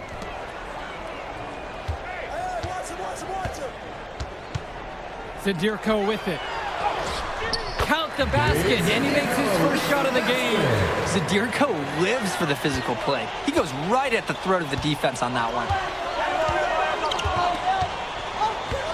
Outside, Marcita.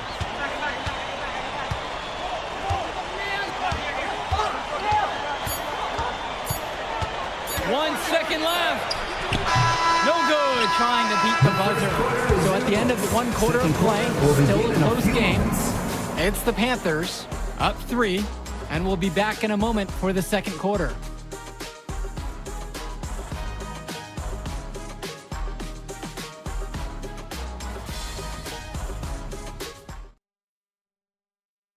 Welcome back, everyone. We're here at the United Center. Second quarter of the Illinois State Championship getting underway. North Beverly trailing here. And something to note between these two schools, Plainview has never beaten North Beverly. Wow, Joe, just lay out the cold hard fact like that? Yeah, I'm not sure I would ever bring that up in the locker room or make the sole point to fire up the squad, but either way, staying undefeated over another team can be a real challenge on that end.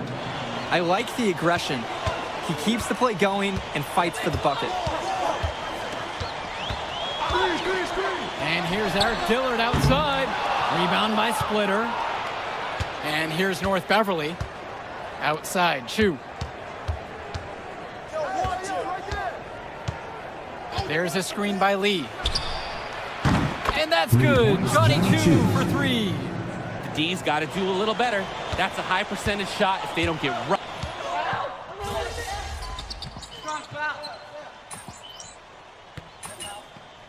Substitution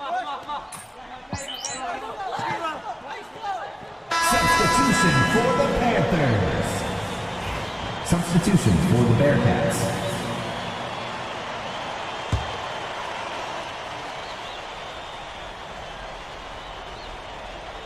And Ben Bishop, the big man for the Bearcats, 7+ feet in the middle. Hard to miss out on the floor. Yeah, sticking out on the floor with his height. The mobility is the only question mark for him. He moves like he's 50 years old and drives a minivan, but man, when he gets into position, he's a load to deal with. Defended by Chu. Tombo misses. North Beverly leads. Dishes to Chu. For those of you just joining us, we're almost 2.5 minutes into the second quarter here. Danny Cawthon for three. Sends it home from three-point land. Look, Cawthon is someone who normally operates down low, but on that one, he showed off his range. Now here's Prochumsey. Defense right there. James Marcita. First personal foul. 15 foul. First free throw is good.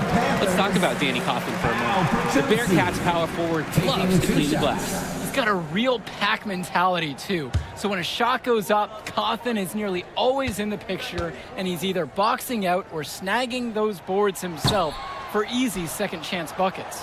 Plainview's Al Prochumsey is a player you could see going to the next level. The question is, does he want to put in the work to make it happen? Here's Marcita. 2 minutes.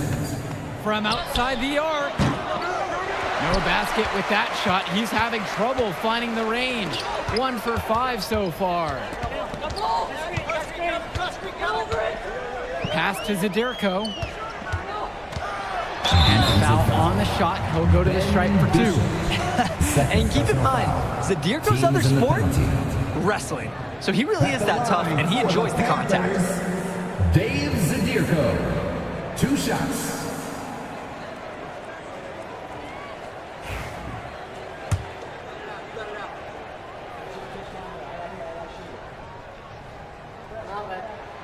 And he knocks down the first one. And no matter how this game goes, what a run it's been for Plainview. The first time they've gotten this far in school history. And you can tell by how much the town has loved it.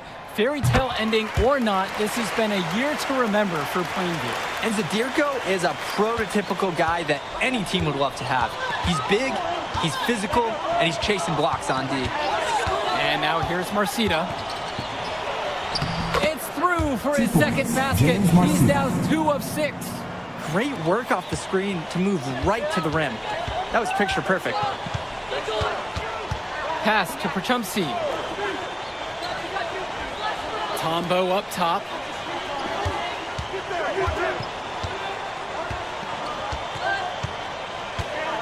Six on the shot clock. Guarded by Day.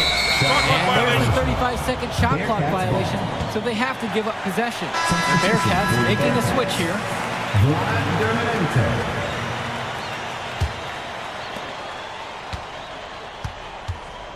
Now Marcita. He's got 5. Drake, some of these players on these teams have faced off against each other in Club League. Those memories can be an asset in their minds. Oh, yeah. When you face someone before, those lessons learned may translate to in-game advantages, Danny. And that's the thing. You got to correct past mistakes, keep making adjustments, and get better over time.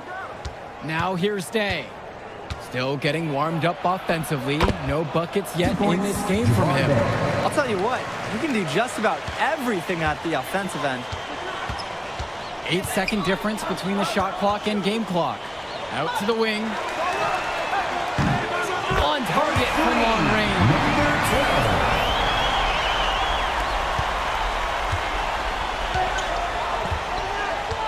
And here's Dermonenko.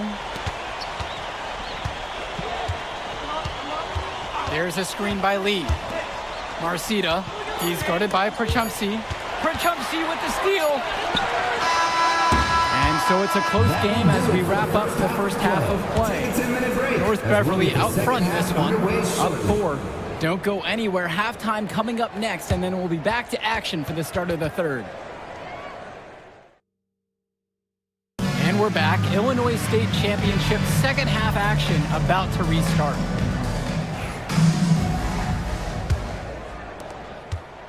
The Panthers trailing this one.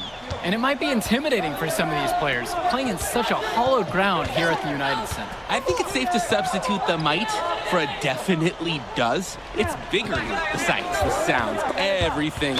It's a dream come true for many of these players. And it's going to be out of bounds. The Plainview Panthers will retain possession.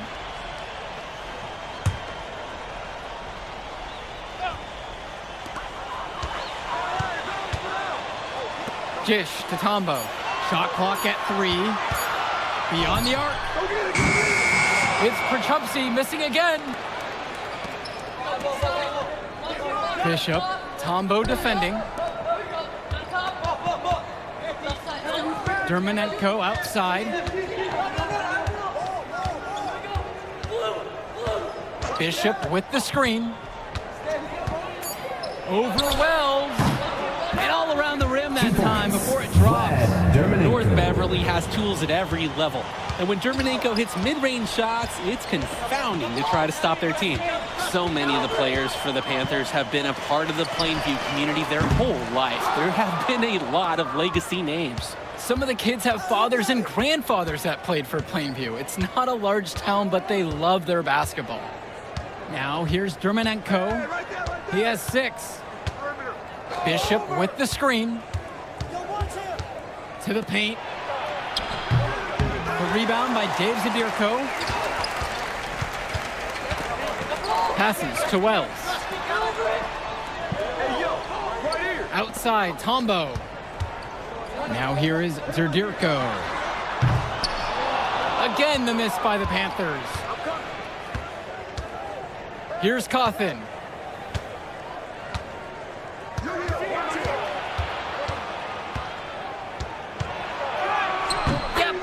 Goes. Look, a guy like Cawthon isn't afraid of contact inside. He might even prefer to get to fight for it.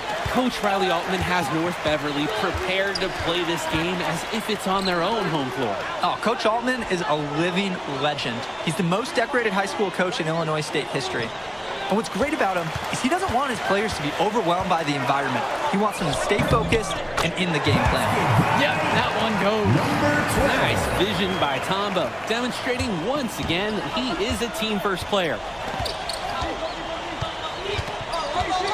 Dermonenko outside. Pass to Day. Lets the 3 fly. Rebounded by Tombo. Here's Perchupsey. Misses from close range. And there wasn't a ton of congestion in the lane. He could have done better, that's for sure. And the officials will call the illegal screen here. Didn't set up the screen properly on that one. Yeah, need to have those set.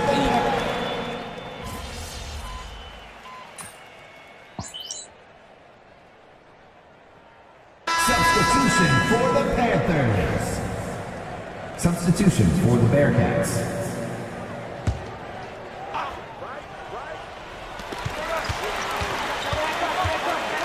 Defended by Chu. It's Tad Gibson on the wing. Rosenberg outside. Plainview again missing. Outside it's Williams. Johnny Chu. Here's Splitter. And a foul called on the shot. Got him on the way up that time, so he'll shoot 2 here. Third team foul. And it's going to be on Tad Gibson. And that one misses. August Splitter, shooting 2. And he's good on the second.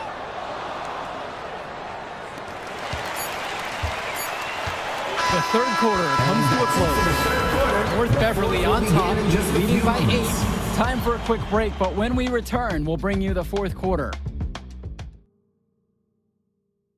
Final quarter of play just ahead. The Illinois State Championship on the line.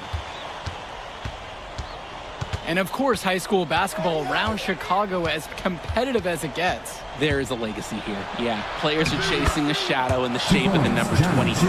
And it envelops every court in this city. Basketball could be a ticket, could be the opportunity of a lifetime for these athletes. Now here's Kennedy.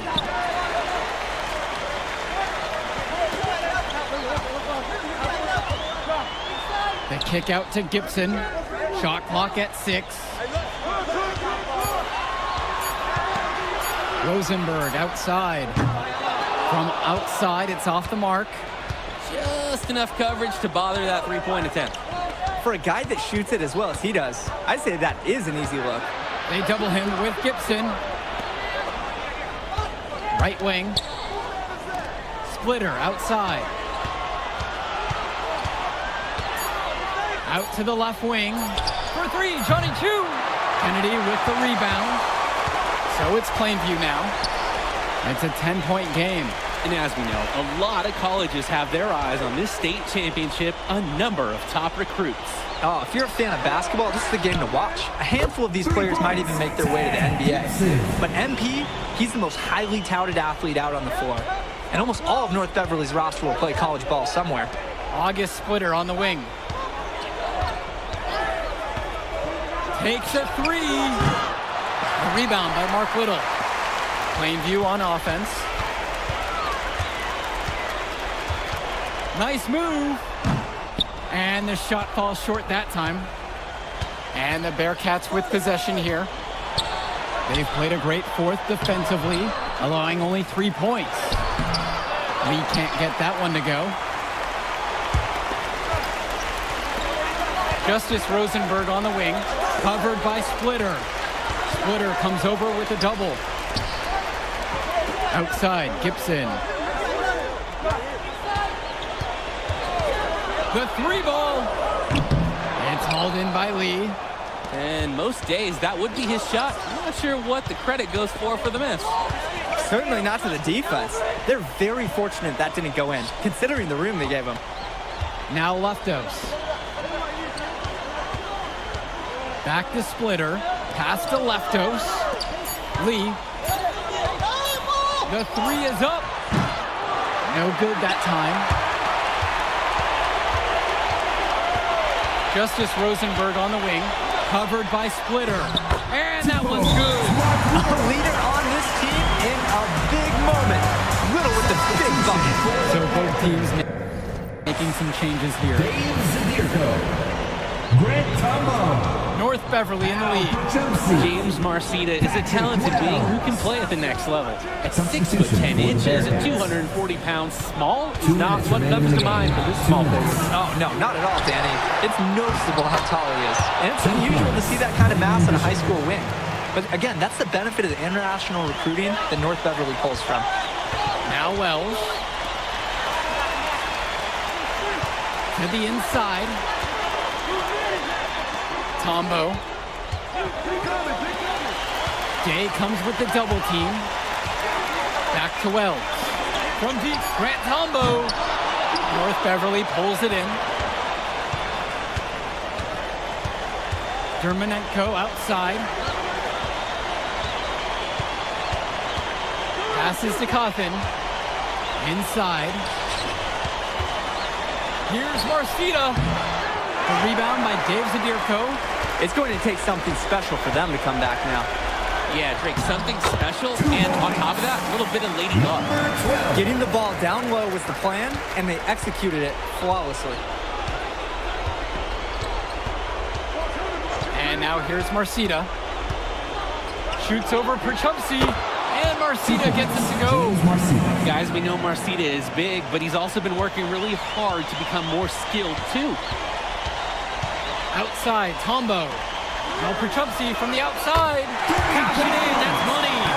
And now they trail by the score. And when this team needed a bucket most, Al Perchupsi delivering the call for his team. And now they decide to intentionally foul. At the line for the Bearcats, James Marcita. 2 shots. First free throw is good, and that puts him up by 5. And when you watch Marcita on the floor, the size he has at the 3 spot jumps out to you because he just looks like an NBA player. The free throws go down, and the lead brings up. And it's going to be out of bounds. The Plainview Panthers will retain possession.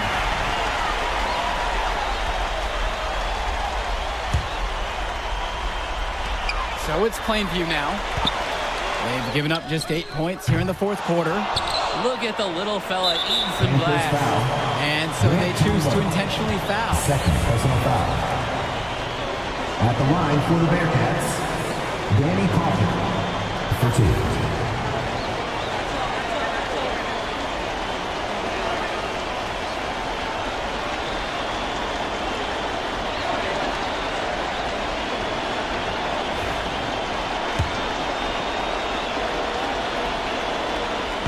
So the first one drops, and that makes it a 7-point lead. And when you talk about Coffin, his rebounding on both ends stands out the most. Offense and defense, he's physical everywhere. Zadirko inside. He's covered by Coffin. Three balls. What a perfect release that time. I thought it might get blocked, but nope. Yeah, he was giving up a lot of size in that matchup. Excellent ability to get off the long-range shot. Vlad Dermenenko, shooting 2. And that hurts as he doesn't get the first one to fall. Trying to focus now on the second. Imagine being the point guard for a team of just relative giants. That's Dermenenko's life on this team, guiding Behemoths to victory after victory. And so they foul intentionally. And coach was calling for that foul. You can't let the opposing team run out the clock. To get back into this now, they're going to need some help from some missed free throws. And he ends up making the second, and that puts him up by 5. And the Panthers call time here. They want to talk about what can be done to flip the script. Yeah, Drake, they are going to explore every option to fight their way back. Three-pointer, Patrick Wells. And you can't afford to go under those screens. Yep, he will make you pay. That's a lock and trail situation all the way.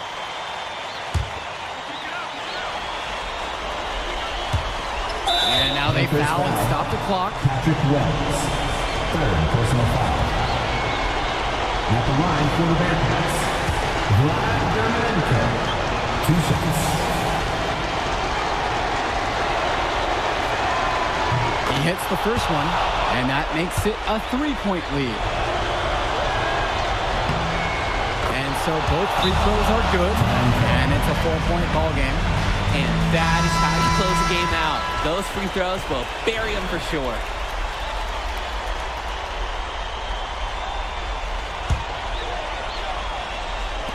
Off the inbound. Misses. And that's going to do it. North Beverly has captured an unprecedented 10th straight title.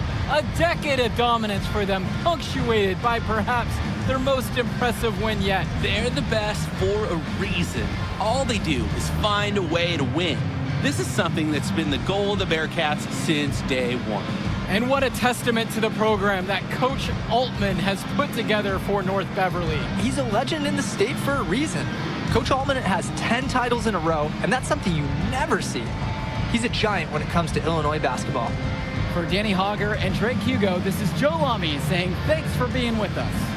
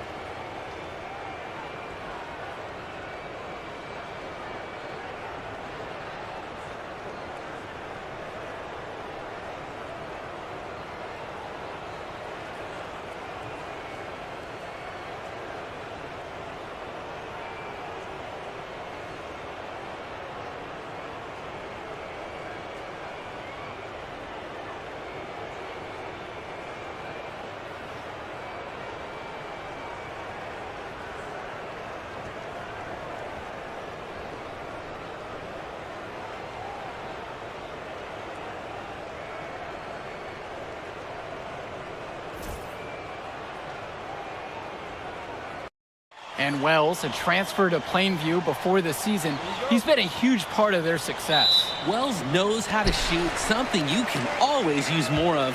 Likely won't make that jump to the college level, though, but he's a great high school player and a really solid 1-2 punch with MP. Now here is Zadirko. Sinks the tray.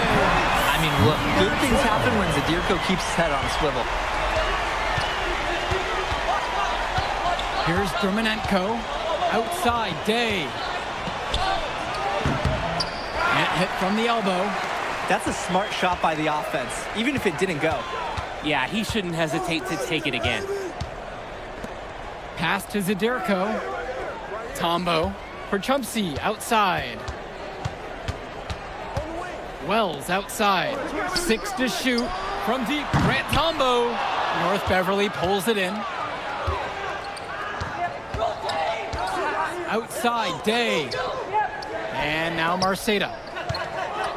Fades away. Yes, and a nice assist from Vlad Dermonenko. Let's talk about Danny Coughlin for a moment. The Bearcats power forward loves to clean the glass. He's got a real pack mentality, too. So when a shot goes up, Coughlin is nearly always in the picture, and he's either boxing out or snagging those boards himself for easy second chance buckets. And now here's Marceda.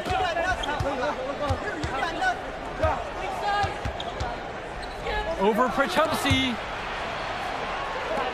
Shoots the 3. Zadirko grabs the rebound. And here are the Panthers. Patrick Wells on the wing. Prachumsky outside.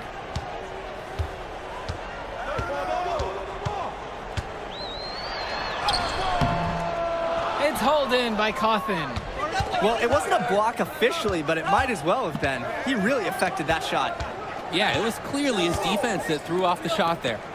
Now here's Bishop. Oh, and the dunk by Ben Bishop.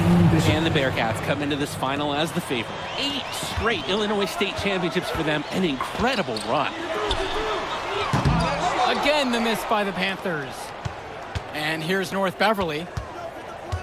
Marceda with it. He's picked up by Wells. The double on Marceda. Danny Coughlin for 3. Drops it in from long range. And you look at the program North Beverly has put together, it's something you rarely see. Oh, they're gold standard for high school basketball around here. Great coaching, great teammates. Kids want to play for this team. And if you add it all up, they've made the most of their chances. Jish to Tombo.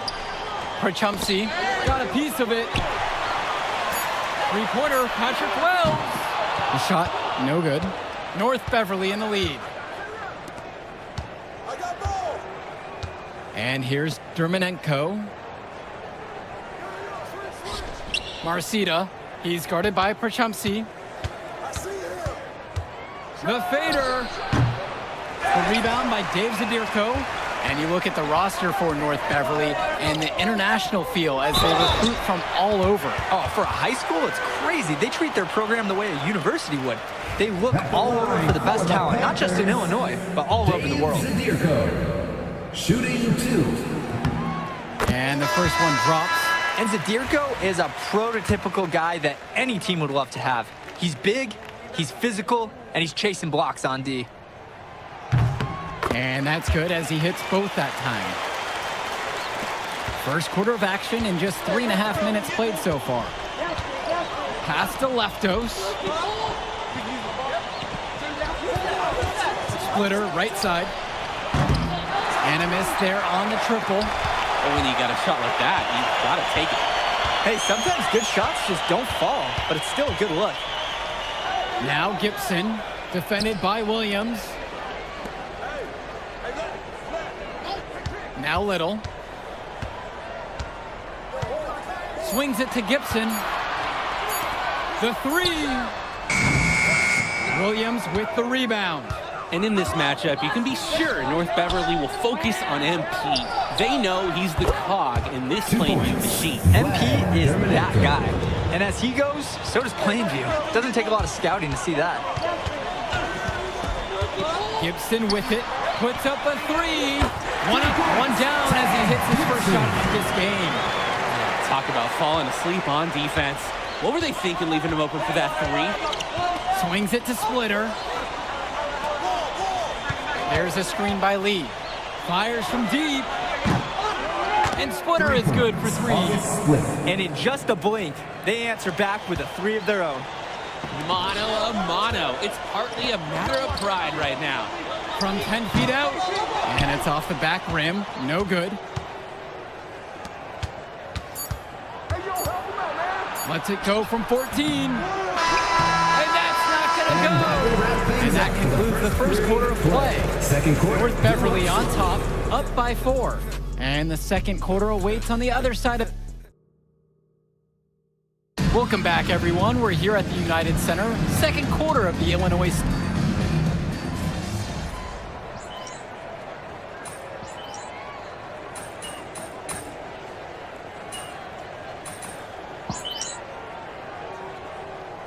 Substitution for the Panthers. Substitution for the Bearcats.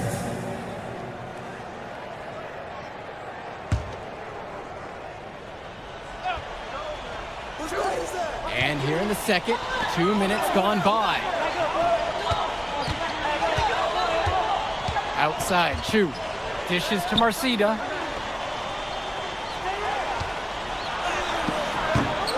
Rebounded by Perchumsey.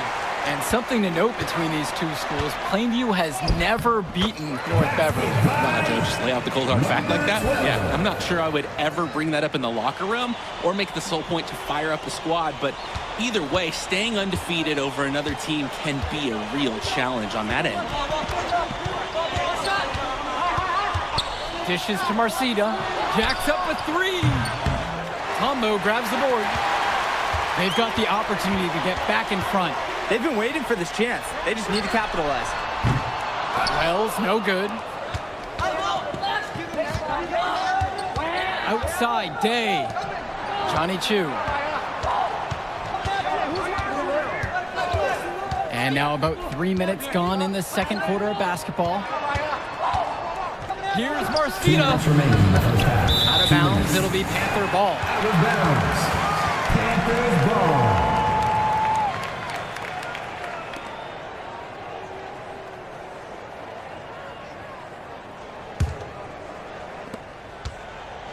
Plainview with the ball.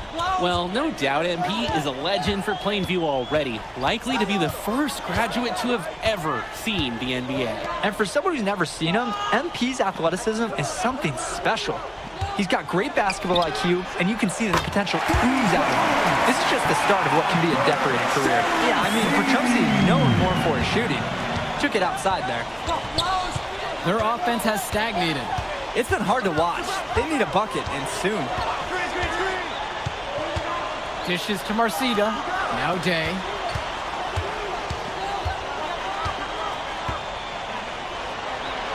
That one's in. His first basket of the game. He's 1 of 2. He can attack you so many different ways on offense. Just the whole package.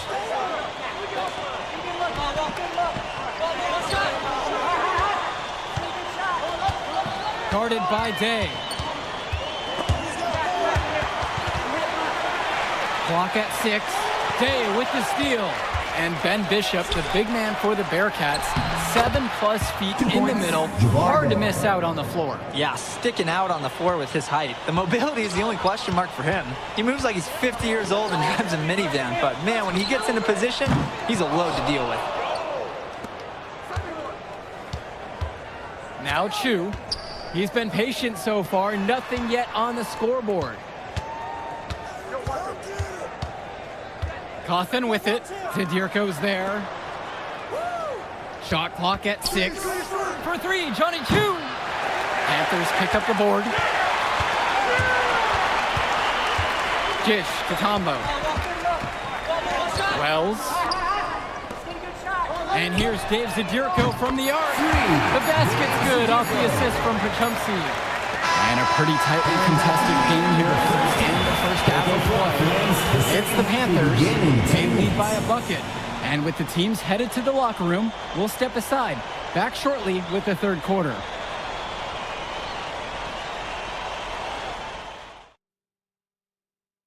we're back. Illinois State Championship second half action about to restart.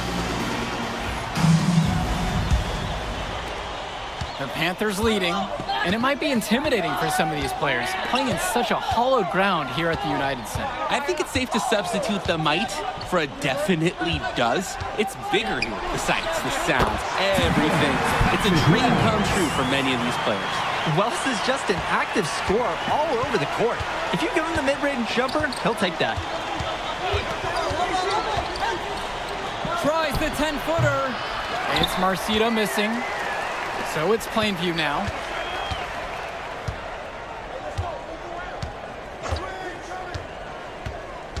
Down low. Here's Perchumsey. James Marcito with the board. Credit to the D. That was not an easy layup. Really good effort. Pass to Bishop. Now here's Day. Marcito. Baseline jumper. And off the front iron, and in it goes. Guys, we know Marcito is big, but he's also been working really hard to become more skilled, too. James Marcito is a talented wing who can play at the next level. At 6 foot 10 inches and 240 pounds, small is not what comes to mind for this small forward. Oh, no, not at all, Danny. It's noticeable how tall he is. And it's unusual to see that kind of mass in a high school wing. But again, that's the benefit of the international recruiting that North Beverly pulls from. 4-3. North Beverly keeping it alive. Just over 1.5 minutes have passed in the third quarter. And Day gets it to go. Oh, yeah. Oh, yeah. Day's definitely perfected that shot. Plainview with the ball. It's a 3-point game. Wells outside. To the wing, right side. And another three for Plainview. It's good to see Wells making the right play, simply getting it to the open man. And when you watch Dermonenko on the court for North Beverly, he's as composed as they get at this level. He's the smallest starter for the Bearcats, but he's sort of like this conductor of a larger... Man, he got fancy with that one. Yeah, maybe trying to give them a momentum boost. They need to break this game open. I'd hit the like button. Some coaches might want to see just a sure-handed lay-in, but I say put as much on the finish as you can. Make a statement. Dermonenko outside. Right here. Pass to Day. Marcito with it. And that one comes off the assist by Javar Day. Well, at 6'10", 240 pounds, Marcito is difficult to stop when he gets that kind of positioning. Outside for Tombo. And it's off from three-point range. So many of the players for the Panthers have been a part of the Plainview community their whole life. There have been a lot of legacy names. Some of the kids have fathers and grandfathers that played for Plainview. It's not a large town, but they love their basketball. You could see him give a little nod and then burst to the rim for the alley-oop slam. A pair of teammates with a terrific feel for each other. And that's a great play to make in a close game, a potential momentum builder. Zadirko, a screen. And count the basket. He was fouled, and he's going to the line for one more. That is when a pick play works ideally. You get more time and enough room to get the shot off. At the line for the Panthers, number 12, shooting one.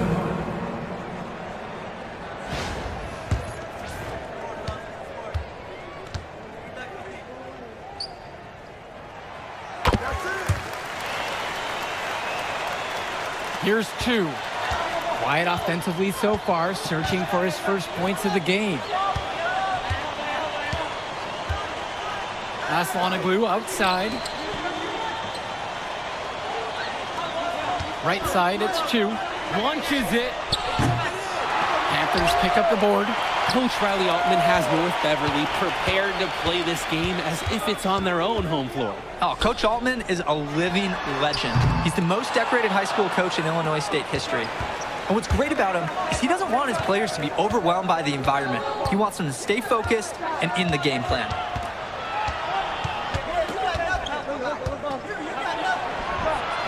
Can't hit that one.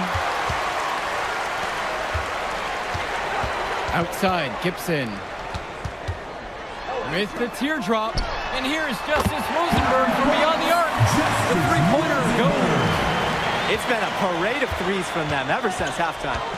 Yeah, we know what they were talking about during the break. They've been dialed in from deep. Splitter. He can't get it to go. Porter, left side. He can't get that one to fall. He got up. He got it up in time, but it doesn't fall. And we've watched 3 quarters so far in this one. Plainview out front, leading by 6. And right after the break, we'll get the 4th quarter basketball underway.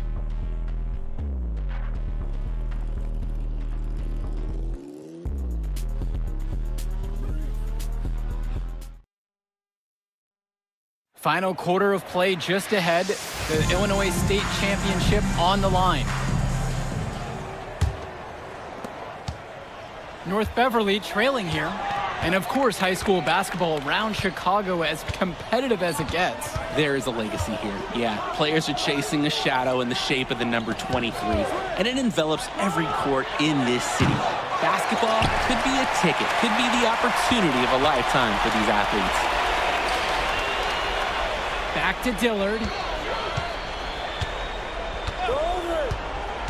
Picked by Little. Three-pointer.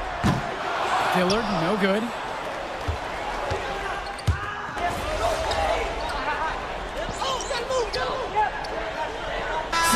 Make a substitution. Panthers. Substitution for the Bearcats.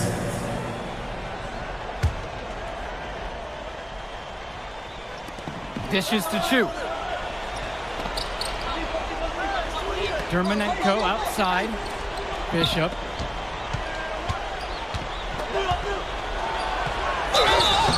And it's going to be 2 free throws. Through the contact on the shot. That's on Zadirko. A lot of colleges have their eyes on this state championship. A number of top recruits. Oh, if you're a fan of basketball, this is the game to watch. A handful of these players might even make their way to the NBA. But MP, he's the most highly touted athlete out on the floor. And almost all of North Beverly's roster will play college ball somewhere. He doesn't get the second one. Dre, Joe, Ben Bishop, he's big.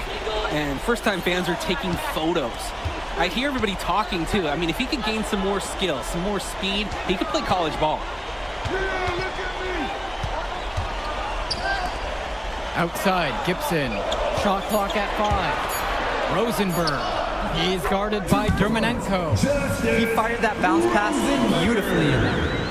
And so with it, it's North Beverly. They trail by 7. There's Leftos with the 3. And again, it's the Bearcats missing.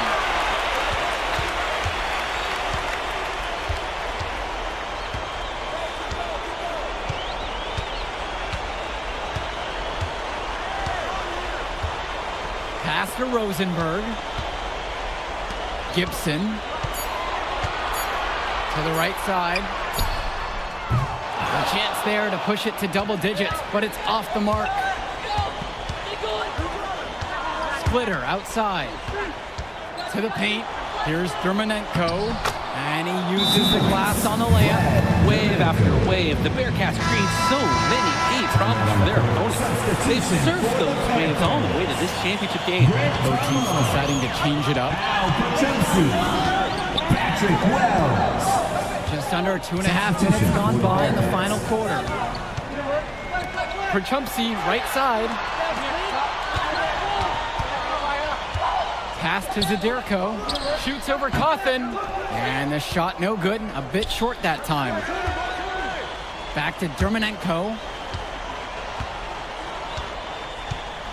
Here's Marcita. Lets it go from deep. The rebound by Dave Zadirko. Closing down on leads is done by making smart plays on offense and taking care of the ball. It's not done by hoisting up those bonehead threes like that. Perchumpsey knocks it down. Just some solid work from Perchumpsey inside. What a magician. Gets in close and finds the hoop. Offense has been clicking lately. Might want to mix things up. Their mojo is gone. They need a basket just to regain some confidence. James Marcita for three. Connects it from downtown. Huge score by Marcita. It's easy to see why his teammates get him the ball when they need a basket. And now Wells. Dave Zadirko, high post. And it's rebounded by Danny Cawthon. Not the best shot selection from them. Yeah, they know how to look for a better chance than that one. Outside, Marcita. Off target with the three. That's a break for the D. He's not the guy to leave open out there on the perimeter. Yeah, that's a breakdown, plain and simple. But they got away with it. And Zadirko comes up huge in the clutch, looking to prove his reliability to his teammates. Now a timeout called by North Beverly.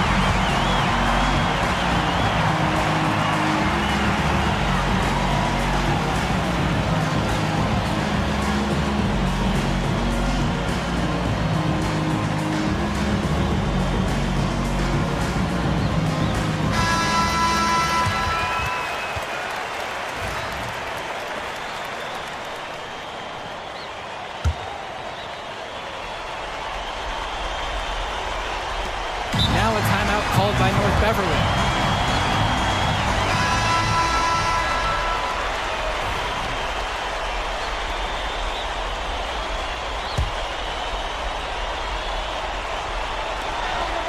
Timeout called by the Bearcats.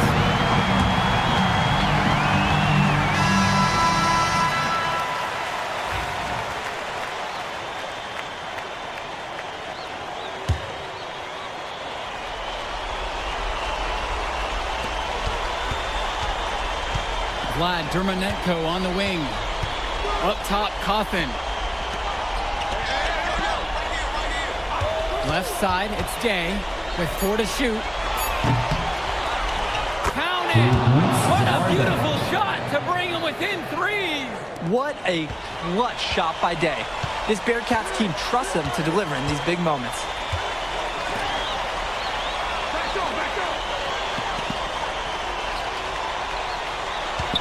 Back to Wells. Guarded by Day.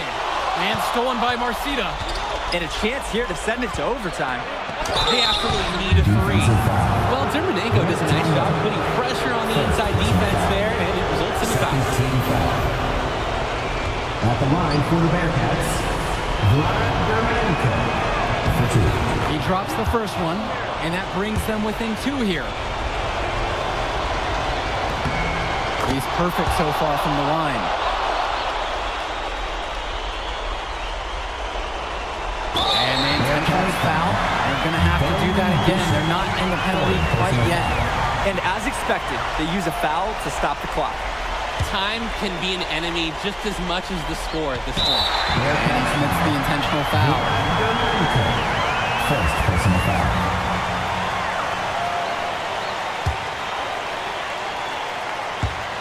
Plainview with the ball. They lead by 1, and that's an intentional foul.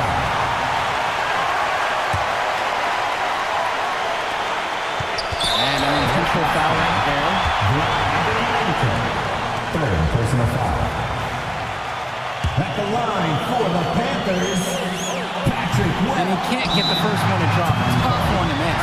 Oh, big moment for Wells.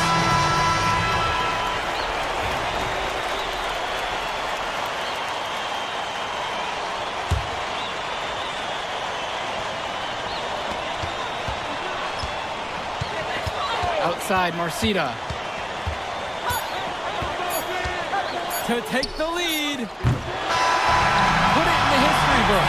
The Plainview Panthers have done the unthinkable and are Illinois state champions.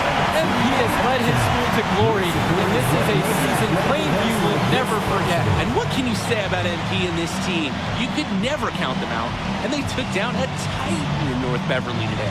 And out of all the schools to end the dominance of North Beverly, nobody would have expected the Plainview Panthers. These kids are legends today and here on out.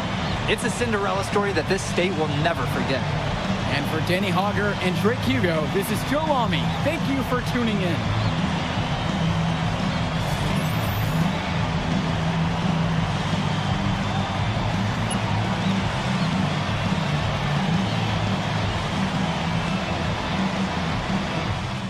I told you we were gonna get that W, bro. We did that. Hey, yo.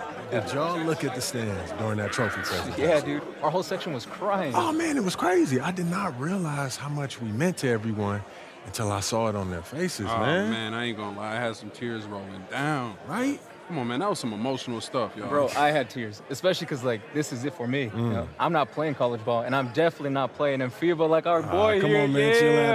Chill out.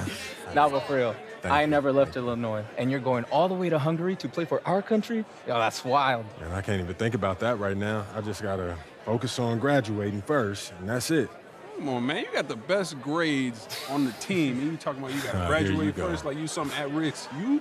Hey, it's Come just on, one man. step at a time, P. You know, that's how you get to where I'm at, man. Yeah, that and being a freak athlete. Nah, that don't hurt. But if you're trying to build something big, you got to do it brick by brick, man. Speaking of bricks, Benny over here been putting up bricks all season. I knew you was gonna say that. All right, so you got jokes now, huh? I got jokes, I got the looks, I got the charisma. Delusional self-esteem. Whoa! Throwing shots. All the time, man.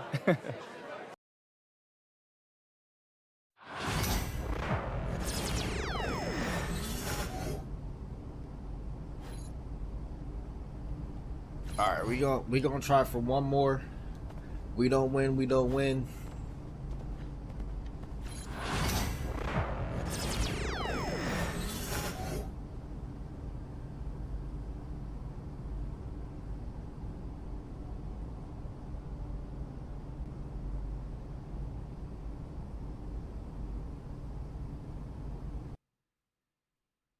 I gotta outscore somebody.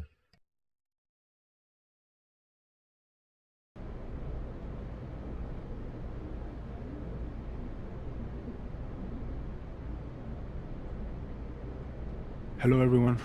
I'll take a question from you. Idan, you've won tournament MVP in both the FIBA U17 World Cup and the FIBA U18 European Championship. And now you've got the Spanish U19 team on the cusp of an undefeated World Cup run. Is there anything the United States and their star player MP can do to slow you down? No. Can you elaborate on that? I have been the best player at the international level since I was 16 years old. You call MP a star, but he hasn't won anything against real competition. He is overrated. Those are bold you, words. We are going to win the championship on Friday, and everyone will see that Spain has the best young basketball players in the world. Hey, yo, y'all get a good look at this. MP, you gonna let him talk to you like this? What you want me to do? Fight, buddy? I mean, I would. What? Man, guys like our monster, man, they always trying to get under your skin. The last thing you want to do is let them know you're upset. You know what I mean? I guess so. Nah, I don't like it. Cat too young to be that cocky. I don't know, man. He nice. He earned it. But the only way to shut down somebody like that is to stay locked in and win. Everything else is wasted energy. You already know, man. If you say so. Oh. You guys can fit, you're small. Let's go, man. Yep.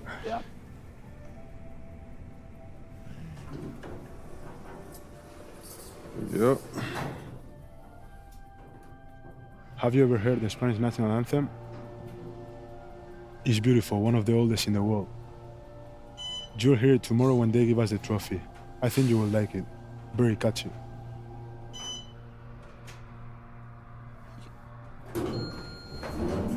See you tomorrow. Bet. Fuck you, nigga.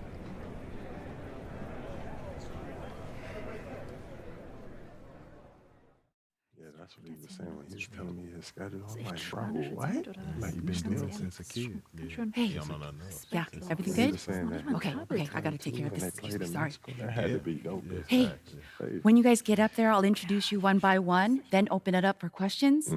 Friendly reminder, there are reporters from 27 countries in this room, so whatever you say will be heard around the world. Understood. Gotcha. All right. Looks like they're ready for you. How are we feeling?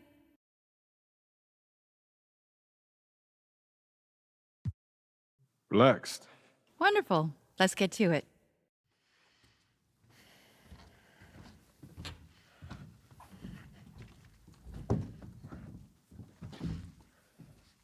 Okay, we're going to get started with Team USA's press availability. Representing Team USA will be Tim Fielder. Brandon George, and of course, MP. Hi, everyone. How y'all doing? Let's start with you, Edith. Edith Bauer, Sportmonatlich. I was wondering if you've had a chance to watch Spain's press conference from yesterday, specifically Ivan Almanza's comments saying MP is overrated and hasn't won anything against real competition. Yeah, I saw it. And? He likes to talk. I like to play. So no thoughts at all? Like I said, I let my game do the talking. You know, so far it says that we have the best defensive rating in this tournament, and there's no accident to that. You know, we focus on what really matters over here, which is winning. You know, so he can do all that talking that he wants. But we're going to win tomorrow, and that'll speak louder than any soundbite that Almanza gives you. Thank you. Hi, everyone, and welcome. It's the FIBA Under-19 World Cup Final. And what a matchup we have for you between the U.S. and Spain. I'm Kevin Harlan, along with Brent Barry and Greg Anthony. Guys, this is the matchup we've all been waiting for all tournament long. Well, from very early on, it's been crystal clear that the U.S. and Spain were a class above the rest. Both teams unbeaten so far, so we are getting the best of the best. And MP leads the way for the U.S. He's been able to live up to expectations in his first international tournament. But this will be his toughest test yet. And we know that MP and Almanza had some words leading up to the game. The pressure is on both of them to walk the walk in what could be a classic championship game. This is Kevin Harlan along with Greg Anthony and Brent Barry. Here now, we'll look at how the U.S. lines up to start. MP is the leader, and he runs the point. Flanking him on the wings are Fielder and Anthony. And at the 4, it's Babb along with Barton, stepping in at the 5. And you take a look at the starting lineup for Spain. You have Aguirre and Calderon in the backcourt.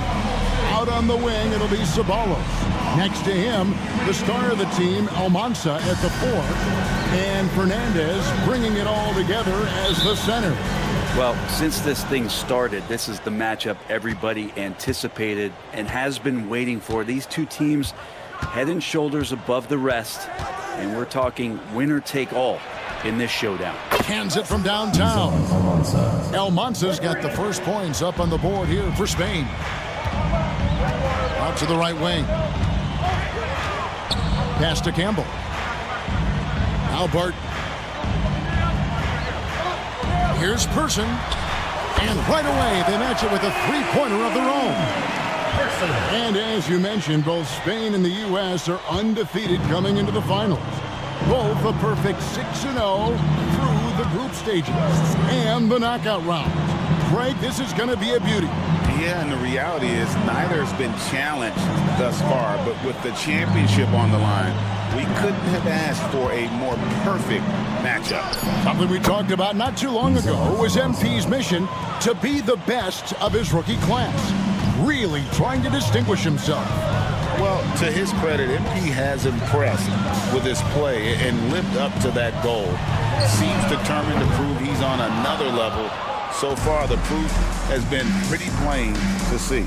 And you know what, Brent? Something that has stood out all tournament long. The leadership role that MP has stepped into. Well, since the opening jump ball, Kevin, this guy has been the alpha dog for the U.S. That says a lot. He sets the tone, and he says what needs to be said. And he's not going to miss that sort of an opportunity from deep. Lopez outside. Good work there as it goes. Just setting the tone with an aggressive move to the rack. And where's the help defensively? Yeah, APB sent out to try to find out where the defense is. Inexcusable. Now about 2 minutes gone here in the first quarter. Outside, Aguirre. Pass to Mendoza. Here's Almanza. 6 on the shot clock. A shot off that time. And Greg, the way that Aguirre can navigate the floor, he is as elusive as they come. And he has a great sense of how to set his teammates up. So much of Spain's offense comes from Aguirre's ability to create out of thin air. Spain making a switch here. USA shooting their first free throw of the evening.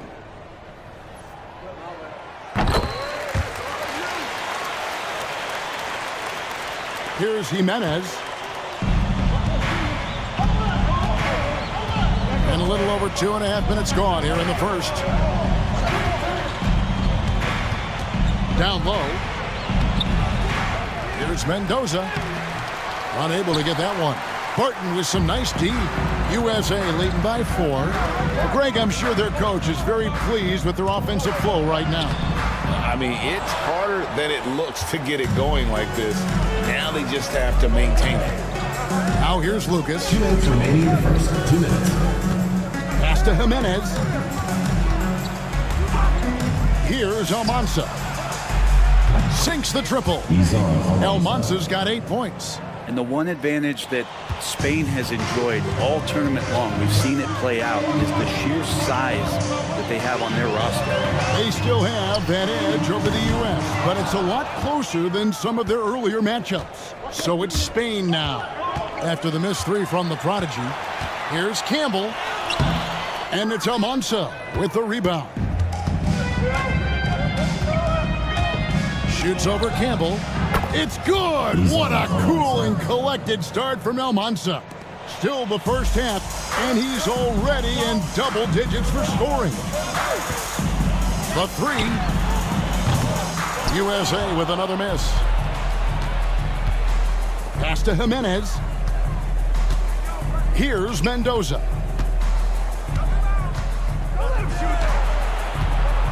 55 seconds left here in the opening quarter, and the shot goes down. Such a critical part of how their offense is going to flow. Things are only working when he seems to be on the floor. Now we all know shooting and defense are keys for the international game. That's why Tim Fielder has been so important for the U.S. Well, he does both things at such a high level. A very sticky defender, and you can't sag off of him on drives on the offensive end. This guy helps spread the floor, contributes in a lot of ways. Really, really good at recognizing the gaps and getting the ball to the rim. From past the arc, good on the triple. 15 points in the game. So far, he's a can't-miss player. A superb scorer who plays to his strength. Person. No good on the triple. And they're scoring pretty well as we conclude the first quarter. Spain on top, up by 4. And back with the start of the second quarter in just a moment.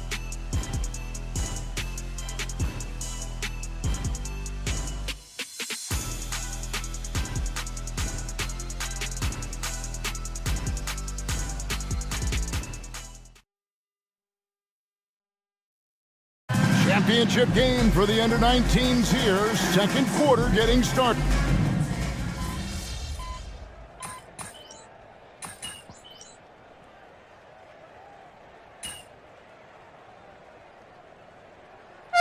Both teams making substitutions here.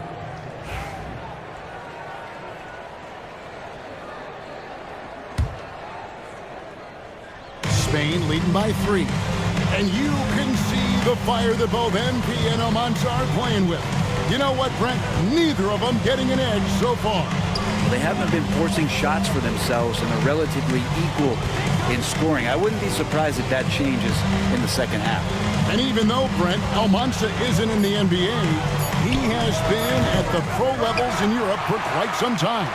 Well, since early in his career, he's been playing against grown men. When you're 16, 17, that is huge in your experience and your development. Almanza ready for anything.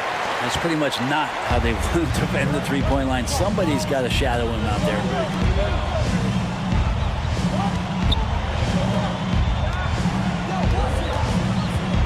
George against Calderon.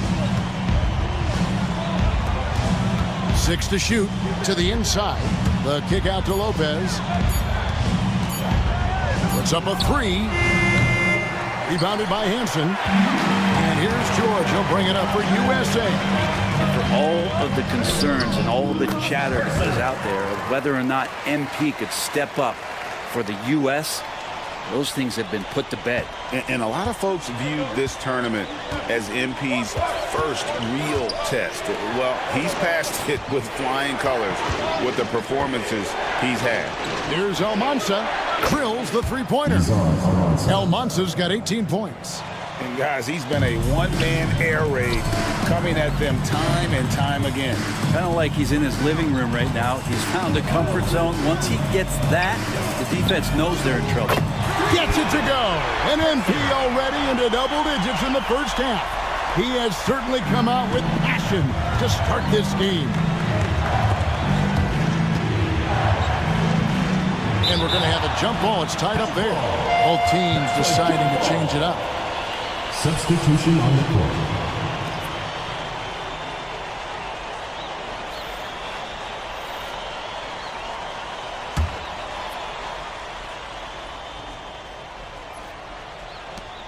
.114 left in the first half. To the left side wing. Lucas, a screen on Person. Just 5 on the clock. Pass to Almansa. Spain again can't hit. And in terms of prospects, Almansa is as polished as they get. He is game ready on day one. And he's such a fluid finisher, especially for his size. There isn't any weakness to his game. Gives you everything you could want from that position. Here is Aguirre. After the made shot from the prodigy. It's Lucas high post. Lopez right side. They set the pick.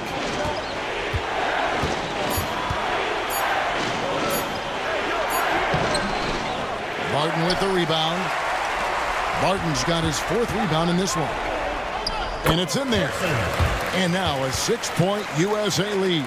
A nice vision by Barton at 7-3. You expect he can see the entire floor, don't you? Lopez, a screen on Person. And no luck with that time on the buzzer beater. And we've reached halftime in this one. USA leads by 6. Don't go anywhere, folks. We'll be back in just a moment.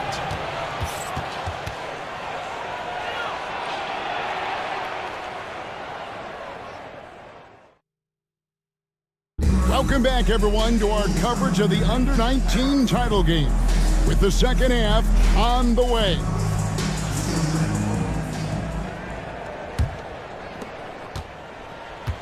Well, Brent, tonight, no greater example of how global the game of basketball has become. Well, Spain has especially embraced the sport, but all over Europe, basketball is ingrained in the sporting culture. The NBA ecstatic about how things have taken off across the pond. So it's Spain now, after the missed 3 from the prodigy. And credit the screen for giving him the space he needed to get to the rim. For sure, GA allows him to come in with the sledgehammer. Yeah, well, I said before, the layup, when you can attack the rim and rise up like that. Person with the bucket. It's a great move, and he catches the defense completely off guard. Well, just ripping through right there as he finds the open spot and gets right through there. High basketball IQ play. Pass to Almansa. From outside, off the mark. USA leading by 6. Person, the pass to Barton. Goes back up. He lays it in. The last time the USA squad won this tournament was in 2021. They went all the way when France was the host. And you can see some of those similarities between that team and this one. Even with their recent success, you know Team USA expects nothing short of a championship. A basket here would push their lead to double digits. Yeah, looking in control at this point. Over a minute and a half into the third quarter of action. They need a bucket in a big way here to regain some confidence. Launches a 3. And the shot by Almansa, no good. So it's USA now. They've only allowed 2 points so far here in the second half. Here's Person. Here he goes. Spain grabs the miss. Pass to Almansa. Campbell grabs the board. And there hasn't been anything easy for him in this period. No, I haven't seen him in comfortable spots, or at least spots we've seen in this offensive set that are allowing him to settle in. Here's Hansen. Now here's Barton. Shot clock at 6. Nailed from three-point land. Barton's got the lead up to 13 now for USA. Lopez outside. There's a screen. Over Fielder. And a big bounce off the rim, but it sinks right in. Lopez has got his second bucket of the night. You can't just stop when there's a pick set up. Gotta fight over it as a defender. That's one that the coaches will watch tomorrow with that player. You hate to see him give up in that situation. Spain trails by 13. Outside, Aguirre.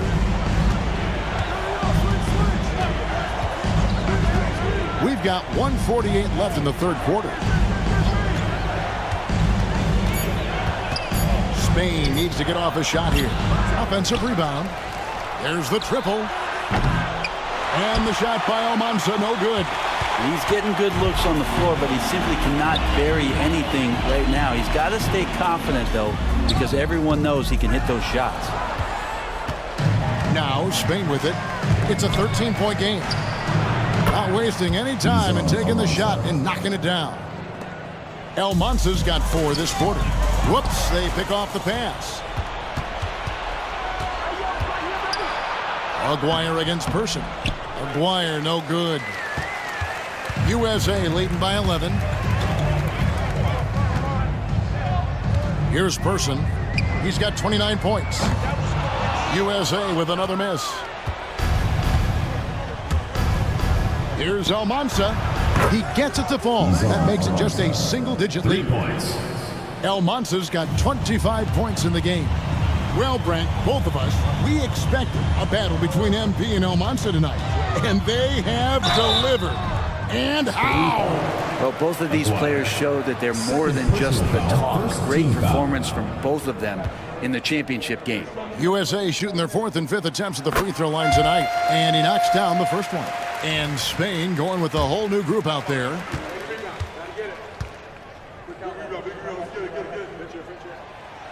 And so Person nails both of them.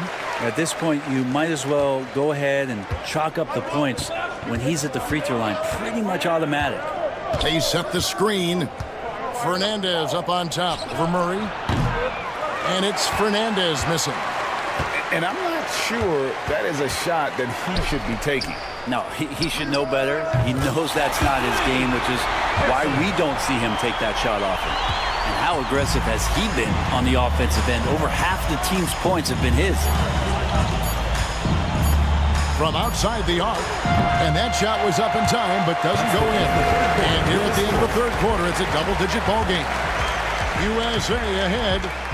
Ending the third quarter with a massive 6. And we are down to just one more quarter of play between Spain and the U.S. for tonight's Under-19 title game. And what an absolutely lovely city hosting this final. Brent, I know you've enjoyed it as much as me. Debrecen, Hungary, our location this evening. And the culture that this city has sitting in the Great Plains of Hungary. Some incredible museums can be found here. A tremendous experience this has been. Yeah, way to play in attack mode and get to the line.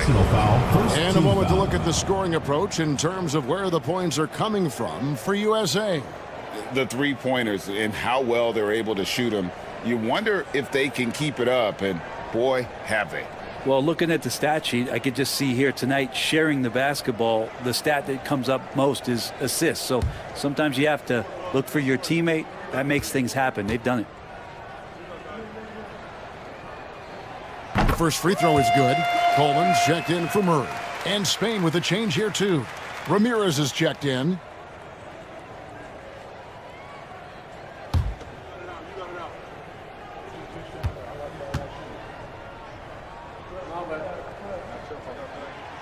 And Gordon drops them both. Well, if you're the USA team, there's one guy outside you have to watch. That is Edgar Calderon. You know, Brent, he has been one of the best outside shooters all tournament long. Can knock down the three with the best of them. Pass to Coleman.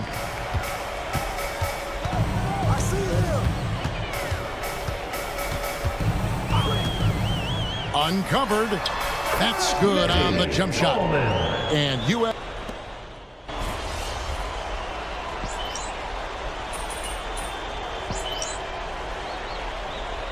Substitution. Changing it up here.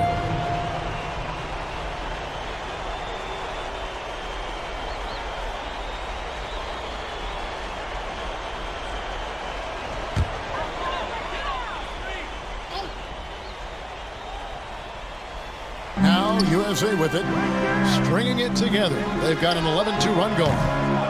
Person no good. And really, however this game goes, how great is summer basketball? International play always scratching that itch. And Brett, for whatever reason, summer ball hits different. That's especially true for international competition. Here's Person. Good. MP is played with a chip on his shoulder.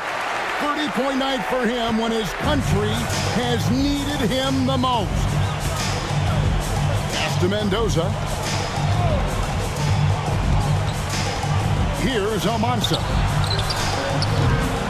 That three off the mark. Now USA with it. They're on a 13-5 run. Here's Person. Spain grabs the miss. Almanza's got rebound number 8 here tonight in the game. From downtown, it's hauled in by USA. Martin's got his 8th rebound here tonight. Person. And he converts the layup. Person's got 38 points.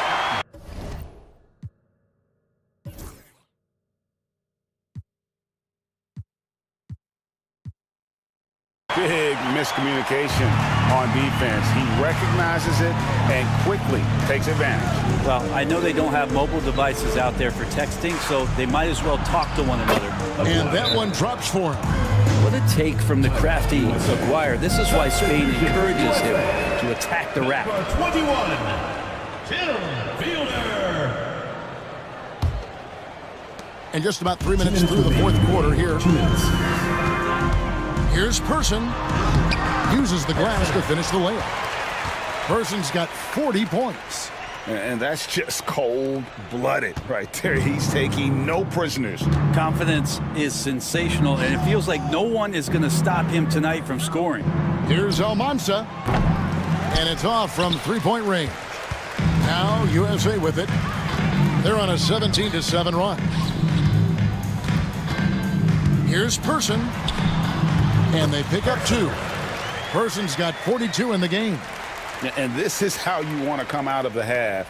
Prolific and efficient. Well, the thing is they're controlling the pace right now, and if that was the mantra for them at halftime, they've carried it out. Mendoza. Barton with the rebound. Barton's got rebound number 9 now. What an effort here tonight. Person kicks to Barton. Pass to Person.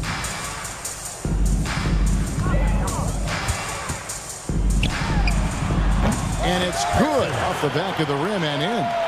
Person's got 10 points now just in this quarter.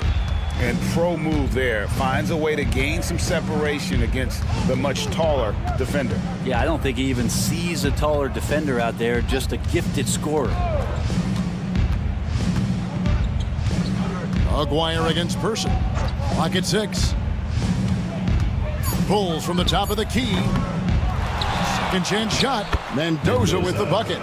Hard work on the offensive glass. You can see the coaching staff rise up and clap for that effort. Here's Person. And he drops in the layup off the glass. Person's got 46 points.